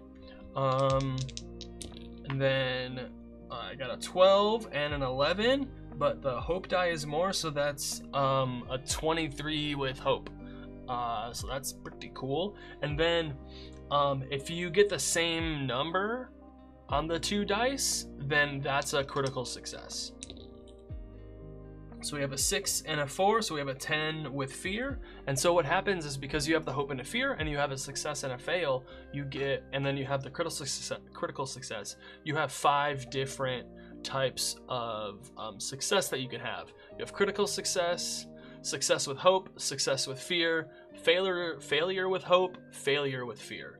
And so what happens is anything with fear throws over to the game master, right?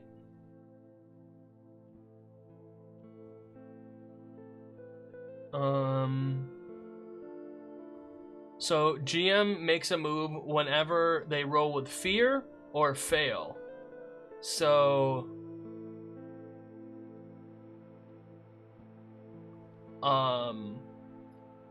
so if they roll with fear, that's 2 of them, or if they fail, that makes 3. So 3 out of these 5 action roll results result in the game master making a move. And all that means is maybe the world reacting. A character wants to kick down the door, and they roll low. Maybe they do it well, but there's adversaries in there that they didn't know about. You could just ask them, like, hey, what happens when you try to kick down the door, and then build on the answer a little bit. There's all these different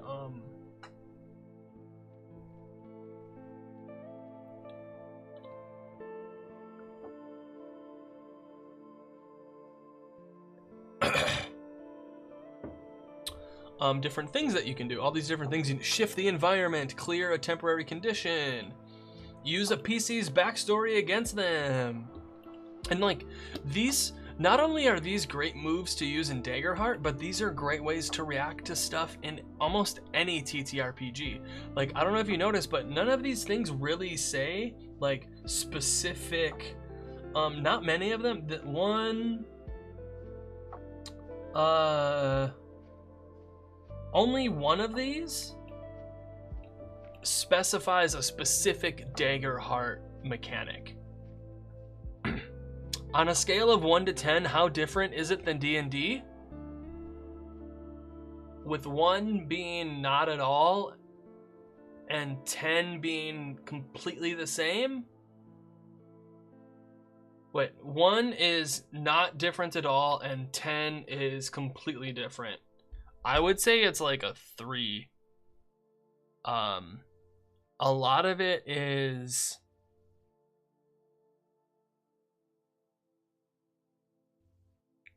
D&D stuff with different names. The new thing, the biggest new thing is the 2d12, but that's pretty simple. I think for GMs that have played like Powered by the Apocalypse or other like move-based games, will get into it a little bit more. But what I like, I haven't played it yet. I have not played or run it yet.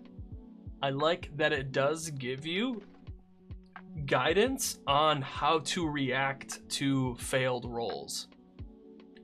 Because it gives you example GM moves. Some of the adventures that I've seen give you examples of what you can do when players fail a roll, and I think that's really helpful.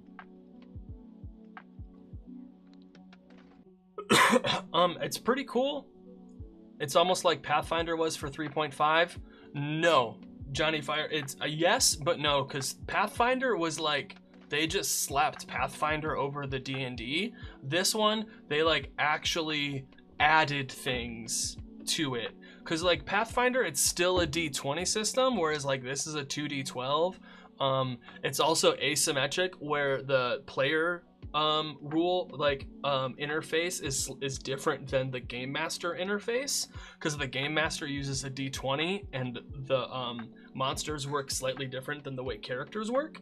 And then the initiative, and there's a few other things that I would say it parallels the Pathfinder to 3.5 thing, but I don't think it's I wouldn't call it the same, but I would say parallel.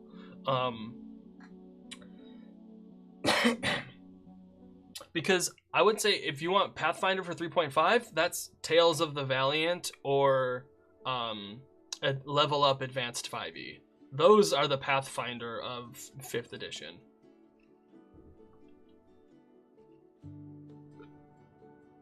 Daggerheart's like the fantasy age, or like, you know, something else.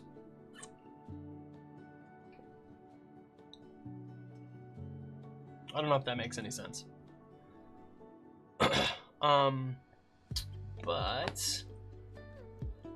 Right, so damage rolls are pretty simple. Reaction rolls don't generate hope, fear, or additional GM moves. So it's a reaction roll, doesn't generate any currency for anybody. And then so like D&D and like doesn't really have like this meta currency that goes back and forth, whereas like they took that from like the 2d20 systems and some of the other like 2d6 powered by the apocalypse systems. But like I said, it does parallel that, I think. And I do think, this game is a response to the OGL crisis a little bit, yeah. But I think if you want a better example of a Pathfinder is to 3.5 as is like X is to 5e, it's Tales of the Valiant or Level Up Advanced 5e for sure.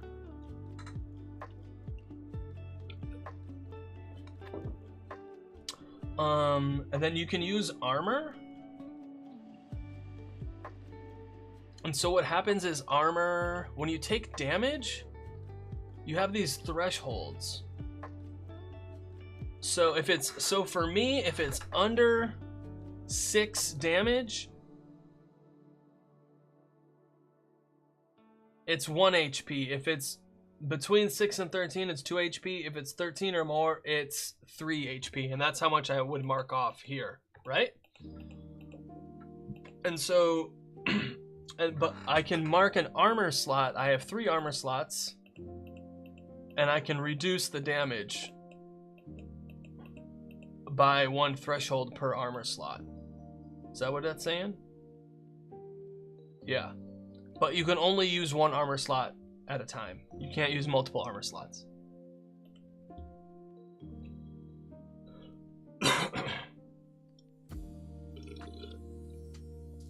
Quick reference, so you can do advantage or disadvantage, but it's not like you add another d12 or anything, it's you add or subtract a d6.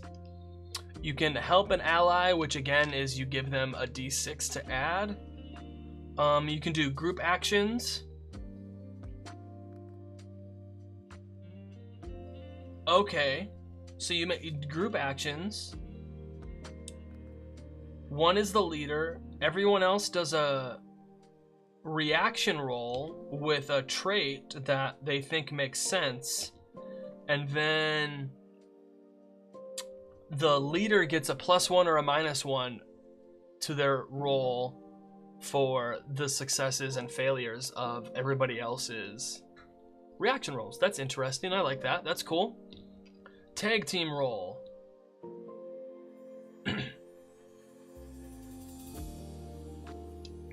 Cool. If you succeed on the tag team roll, you both roll damage.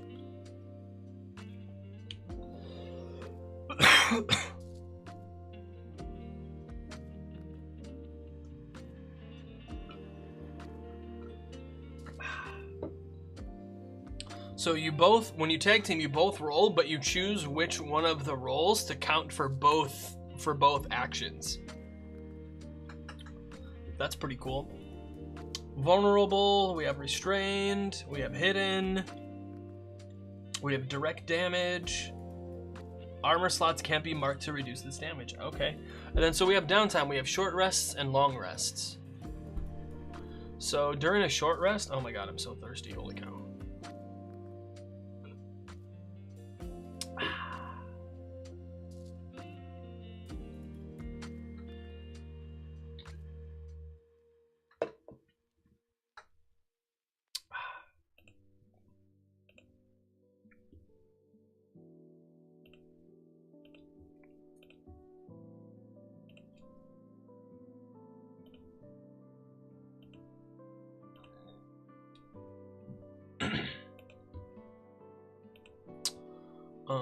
We have, all right, like I said, short rests.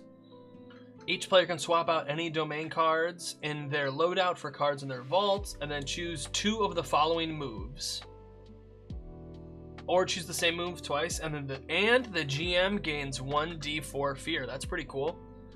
Describe how you hastily patch yourself up, then clear a number of hit points equal to 1d4 plus your tier. You can do this to an ally instead. Clear stress. You can repair your armor. Whoa, you can repair your armor? And you can prepare and gain hope? Whoa! What is the one thing you don't like about D&D? I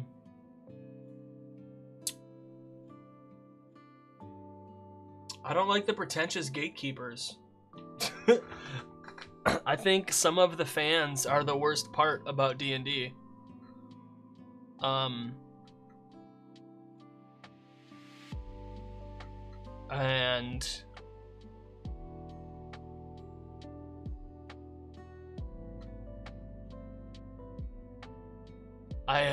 I really want the CEO of Hasbro to keep his fucking mitts off of Wizards of the Coast and D&D. I think they'll be fine if he doesn't. The least amount of input that guy has into the future of D&D, the better. And Wizards of the Coast in general.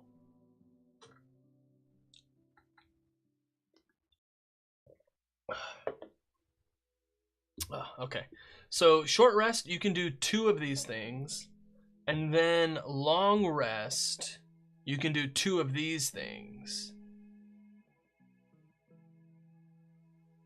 Which is 10 to all wounds, so you can clear all your hit points, you can clear all your stress, you can clear all your armor, you can get hope, or you can work on a project. So that's cool. And it doesn't necessarily say how long each of these things is. I think it's just, it can be however long you want it to be. Let me go take a look at that though. Make sure. The art is just so good. Oh my god.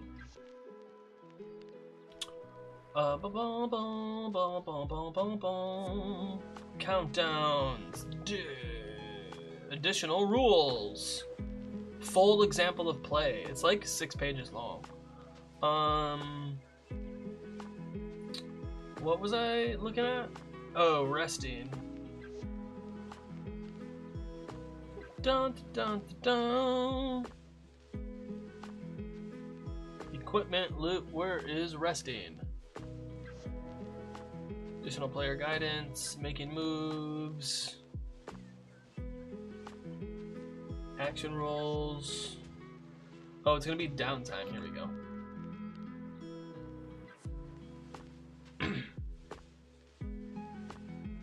A short rest is about an hour. A long rest is resting overnight. Boom, boom, boom, boom.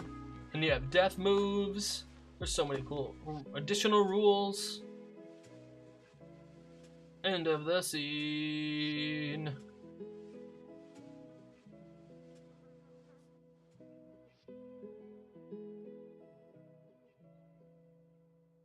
Dope. Awesome. So that's what that is. That's the resting. Astral projection.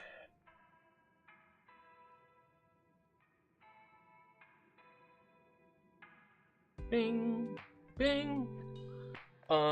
What else was there to do? Oh yeah, I need to keep looking at the. We're not really doing anything. We're going over the rules.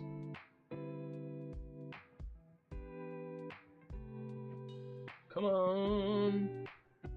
Right. So okay. So we did that. So so they have 4 tiers because Daggerheart only goes to level 10. So tier 1 is level 1. Tier 2 is levels 2, 3, and 4. Tier 3 is levels 5, 6, 7. And then tier 4 is levels 8, 9, and 10.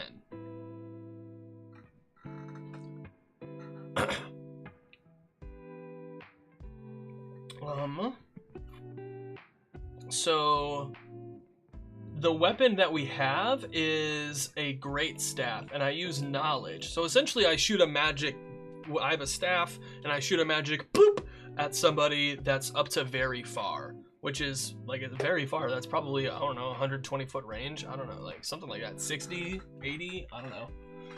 And it's a d6 magic damage, and so I can roll an additional magic damage twice and discard the I get advantage on the damage for the great staff, but it is two-handed. So if we go let me see if I can find an adversary really quick. And their environmental stat blocks is so cool. Okay, let's find a tier 1 solo, difficulty 14. Okay, so what I would have to do is roll an attack.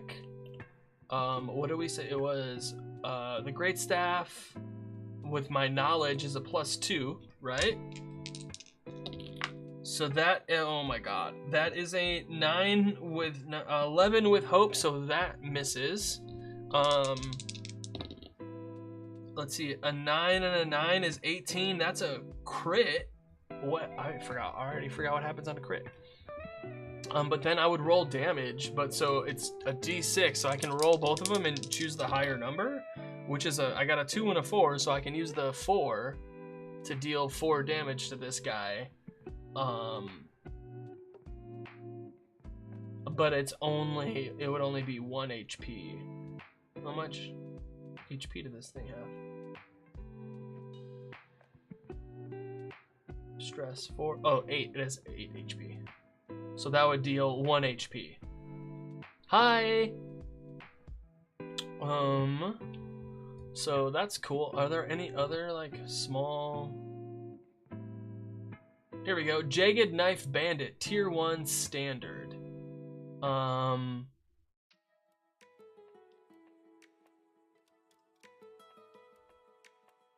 Okay.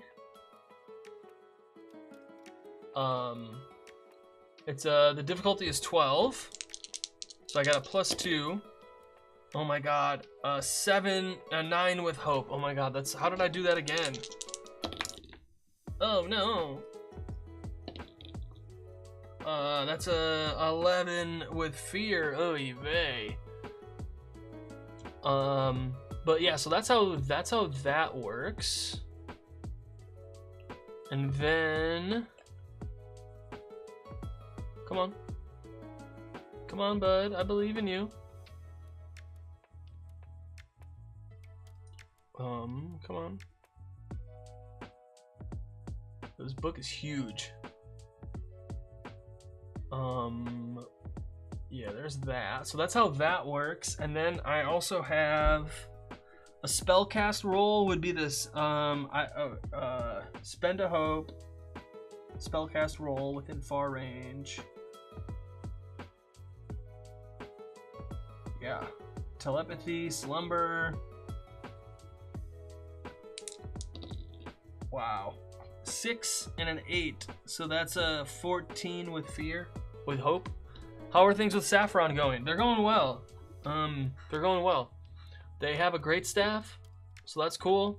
We finished the character sheet for Saffron. Now we just need to, now I'm just going over the other rules. Like we did the play guide for the players, and now I'm kind of going over the GM guide a little bit.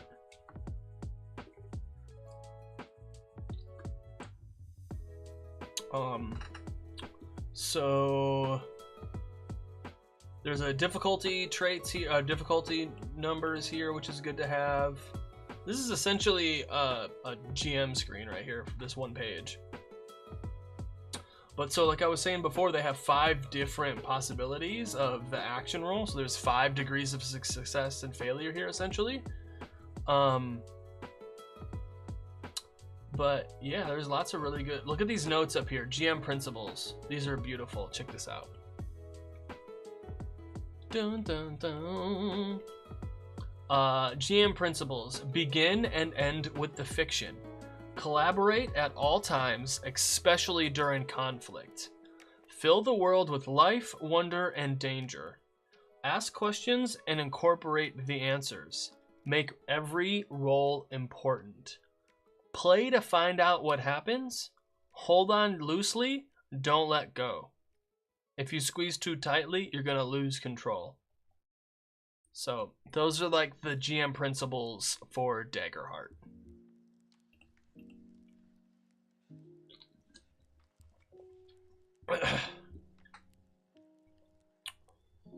Oh yeah!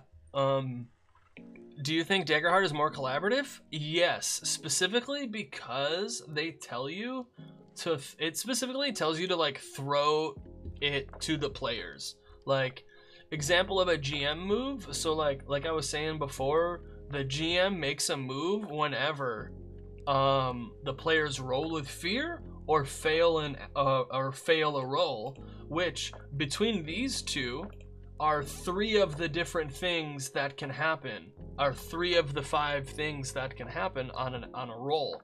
So 3 out of 5 times it's gonna be popped back and forth, right?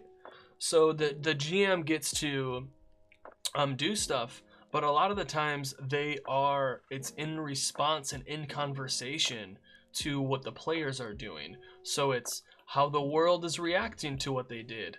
It's asking a question and building on the answer that the player gives you. It's, you know, clearing a temporary condition. It's changing the whatever is going on in the environment. It's spotlighting an adversary.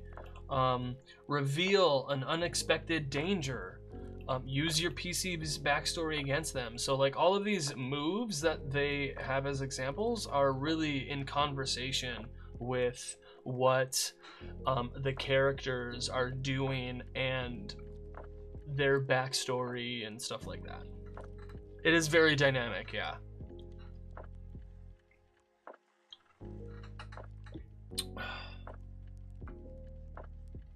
Bum, ba, da, dun, dun, da, da.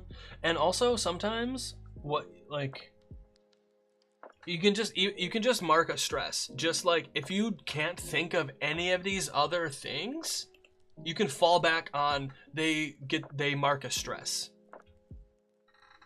How many different RPGs have you played? Oh boy. 3, 4, 5, 6, 7, 8. I think 8 sounds about right.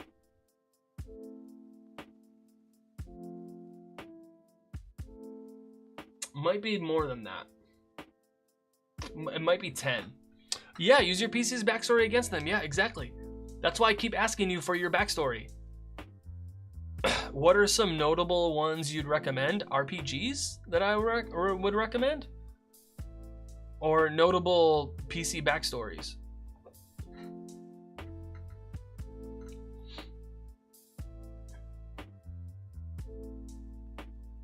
Man, I'm really feeling this song right now. Sorry. All right, what do I want to look at next? I want RPGs. Well, Daggerheart, of course. Shadow Dark was really fun.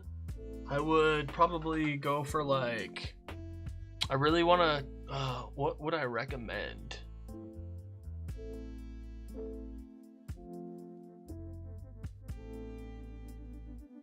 Oh man.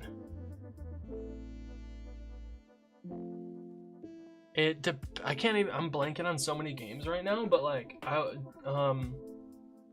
Shadow Dark would be pretty good for a new person. I think like D&D or Daggerheart would be good with like pre-made characters. I think I can't remember. There's other games out there too that I can't think of them right now. There's just so many good games. Oh my god. What do I have here? I don't know if any of these other ones I would recommend. I mean, like, there's merits to all of them, man. Like, I really want to try Mouse Ritter. I really want to try. What else? That Beetle Knight game looks so fun. I want to try a bunch of different stuff. Oh, Root looks really cool. I want to try Avatar, but okay, so based on games that I have actually played. If you want something super simple, Sagas is really fun and easy. It's Sagas, it's an acronym, setting and genre agnostic system. So what happens is it's a D10 roll under system, and you don't pick a class or anything, but you have abilities. You have a bunch of abilities that you can choose from, so you can mix and match all these different things. And so that's how you essentially create your species and create the like class abilities that you have, or subclass abilities that you have, is by taking all these different abilities together. Do you know what Warhammer 40k is? I do know what Warhammer 40k is. I don't know much about it. Wargaming doesn't, like, big wargaming like that doesn't really appeal to me. I know there's a Warhammer 40k like novels, there's video games. Isn't there like a Rogue Trader game that just came out that's really popular? There's like there's a ttrpg for it, and yeah. I mean, like, Warhammer, that's like that's the name of your title. The name of your campaign frames, adversaries. Here we go. So I did a little overview already of the campaign frames, but I want to take a look at the environment stat blocks. I have Daggerheart's core set for myself, but I have a huge issue with the fear mechanic. I feel it limits the creativity, set it into a point system. I would say Tales of Aricia. I don't. It creates, so it limits the creativity. The thing is, I think for some people it helps them with the creativity because they have a list of things that they can improvise on, and some people need that.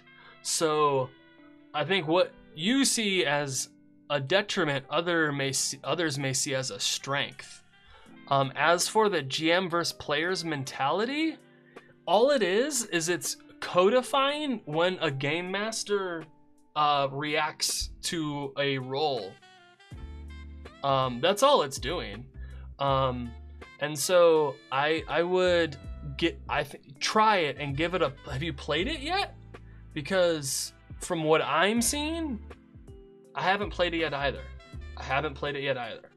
But from what I'm seeing online, people are saying what you're saying about the GM versus players mentality.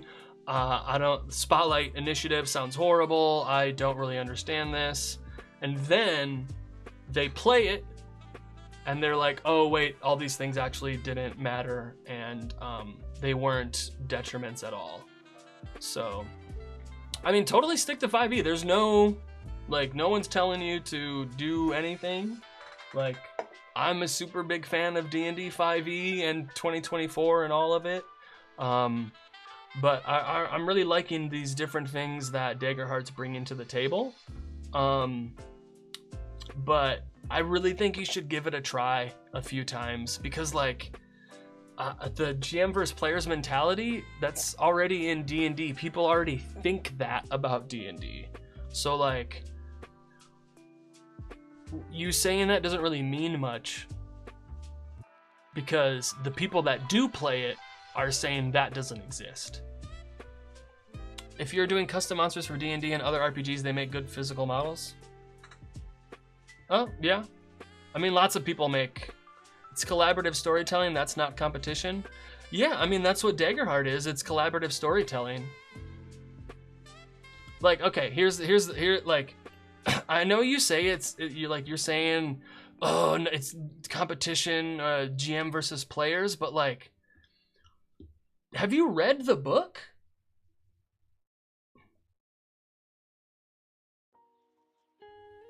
Because like, in Daggerheart, you and your fellow players all take turns describing what your characters do. The GM determines the consequences of those actions and guides the group into collaboratively evolving the narrative because of those consequences.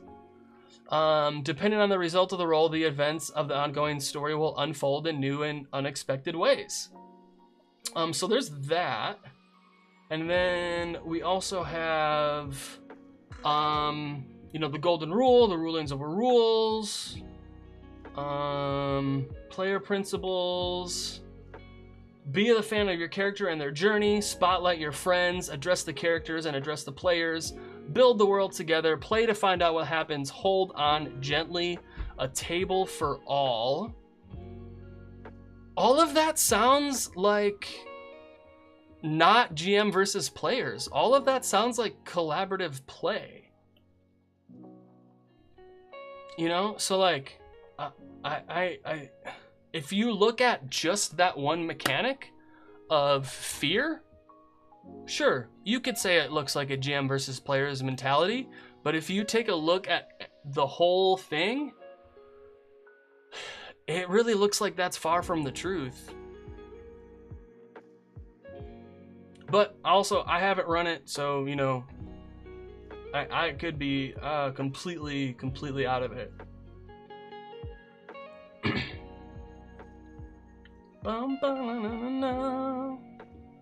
It was like, where are we at? No.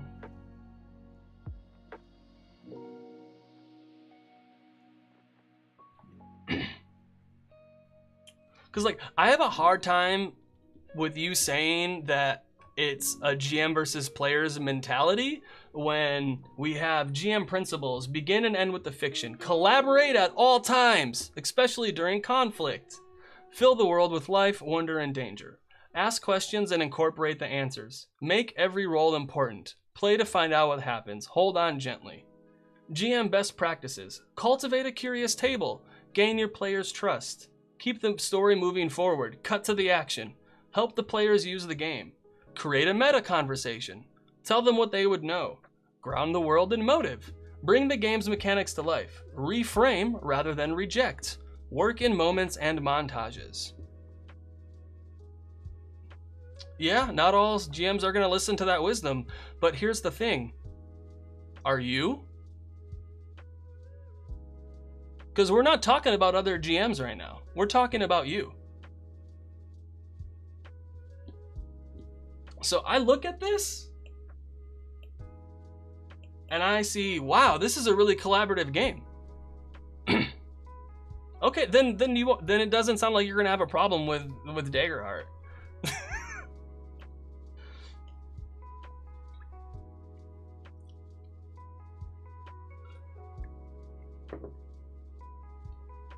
Sounds like you'll have plenty of fun, actually. Or, you know what? I don't want to have to check to see how many fear points I have in order to create a challenging situation. I'll just do it. What? Do you understand what you're saying? I don't... that took half a second. I don't... how does... I don't understand how... that doesn't take... That's... yeah. I mean, you know what? Actually, you know what I would do? Let me see. You should probably just sell it on eBay or something. It sounds like you don't want to play it.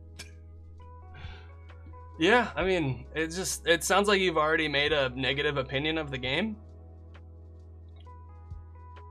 So, yeah, I don't know. Whatever.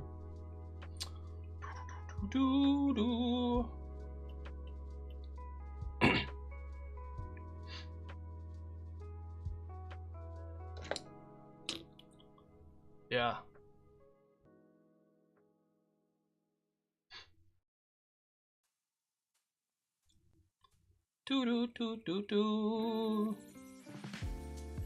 Oh my god, come on.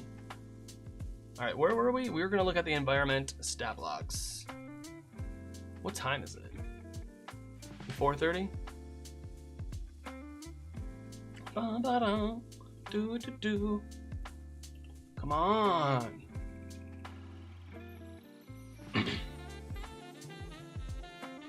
Oh no, oops. I wanted to go to the environmental stat blocks. There we go. Abandoned Grove. Tier 1 exploration. Okay. Tier 1 environments, ambushers.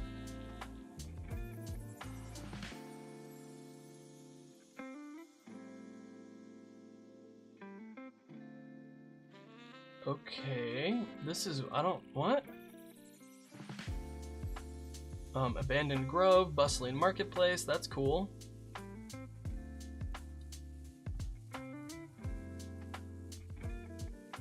What? This is weird. Local tavern, tier 1 social. A lively tavern that serves as the social hub for its town.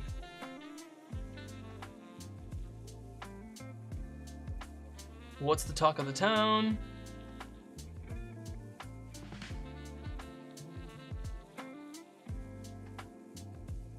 So this is just stuff that you can do in these places.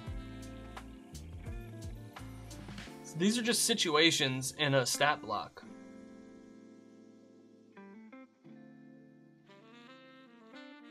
Difficulty.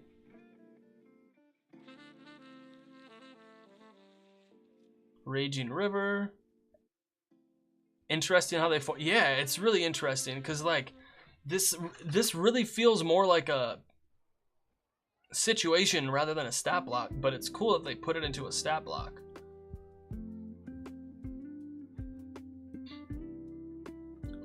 Do. Tier 2 environments, cult ritual. This is cool. Hallowed Temple, Haunted City, Mountain Pass. It reads differently, weirdly enough. Yeah.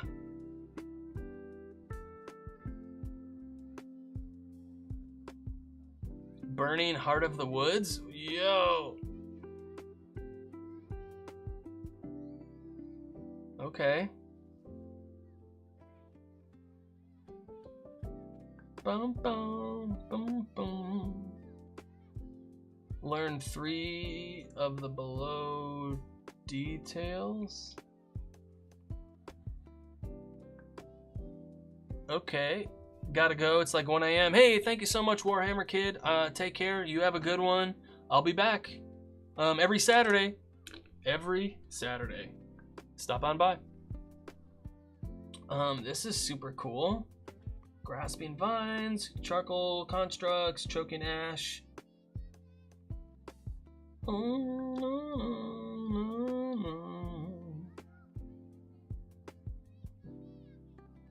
Whoa.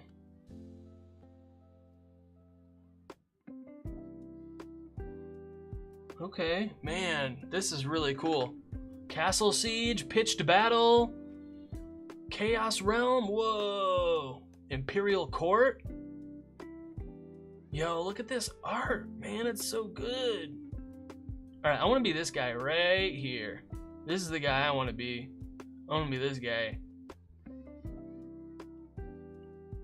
Campaign frames. Downloads. What campaign frame would I do? If I was gonna run a campaign frame, which one of these would I run? Ads starting in 5 minutes. 5 banners burning. You know, Beast Feast sounds kind of fun. But I don't know.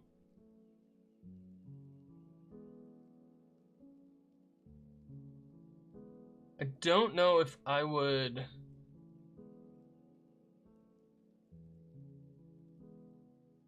Yeah, I don't know. Beast Feast. That's extra. That's a bunch of extra stuff I don't want to do. Age of Umbra. I really like the sound of the Colossus. Motherboard sounds like okay.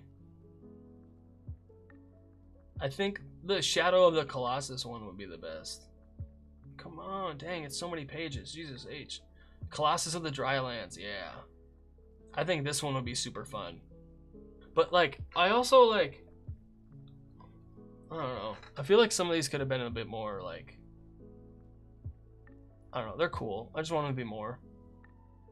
Or like, I want more campaign frames. That's what I want. I want more campaign frames. But they're pretty cool. Okay, what time is it? 4:30?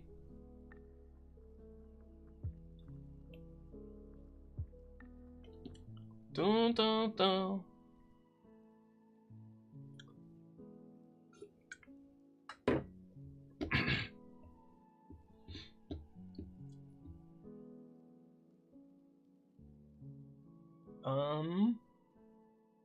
Yeah, I think that's all we're gonna look at for today. We made a character that was super fun. We made Saffron Amanita Lagrange, a wild-born fungrel, school of knowledge wizard. You know, super fun. Identifies as a problem.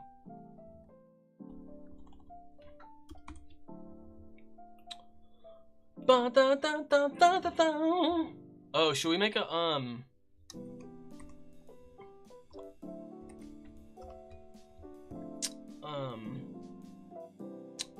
let's make a little token. Mushroom. What are they called?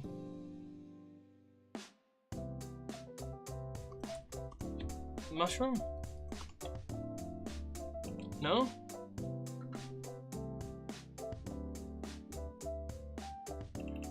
Oh, what are they called? They're, spore? No.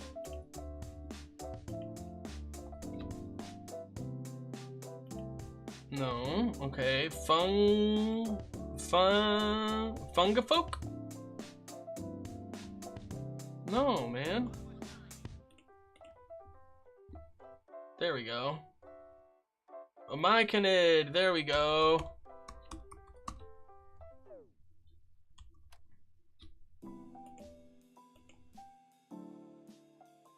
Okay. Why can't I make a... No. This is them, right?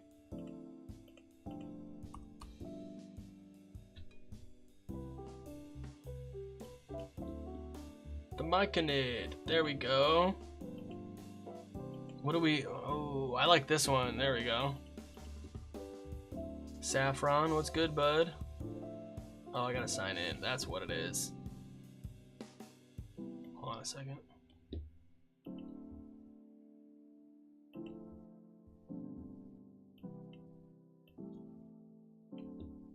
There we go. Come on, light, staff, detail, blah blah blah. Accessories. Backshrooms? No, he's got a staff. Chest, pustles, vents. Oh. Red cap? No. Or bioluminescent. Neck. There we go.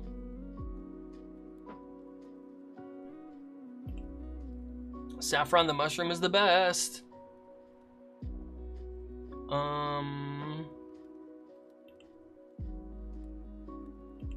Saffron. There we go. Frame. I'm cool with the frame.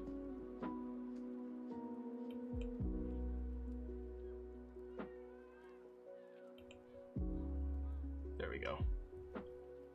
Right? Background. Those are all AI. Cool.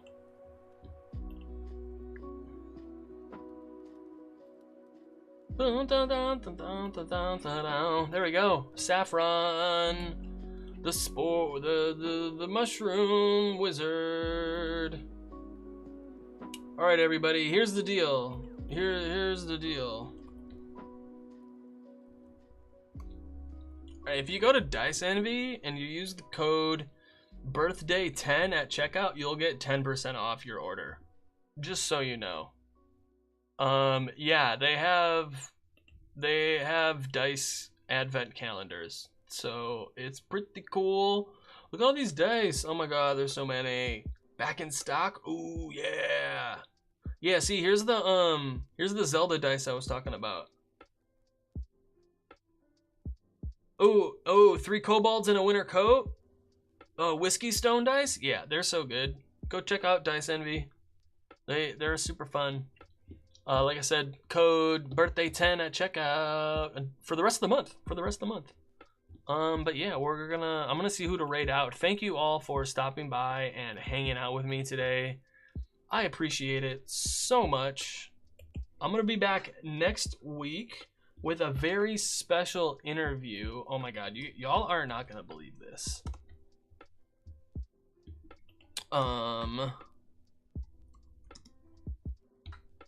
Do y'all know the 20-sided tavern?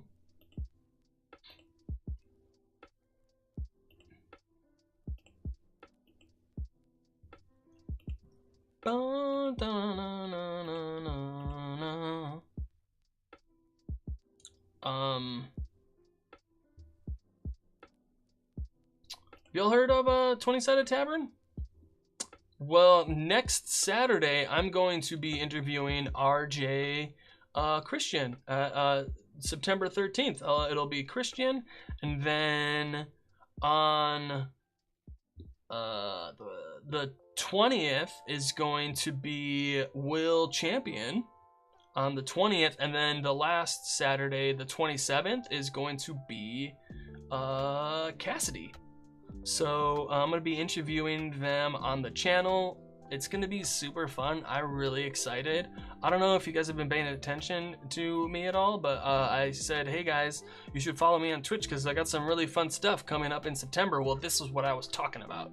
So please stop on by. It's going to be super fun. We're going to talk D&D and playing it live on stage for people, which is super cool. I'm super excited. So please stop on by for that. It's going to be so fun. Anyways, who are we going to raid out to? Let's see. Let me see who we're going to raid out to. Following. Who am I following? Who's live right now? Sam is, Blizz, Robert Hartley, Ren. No, we're gonna go to Sam. I hope they're not done soon.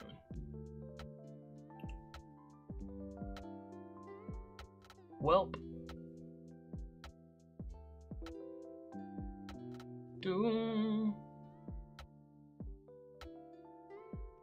Are they?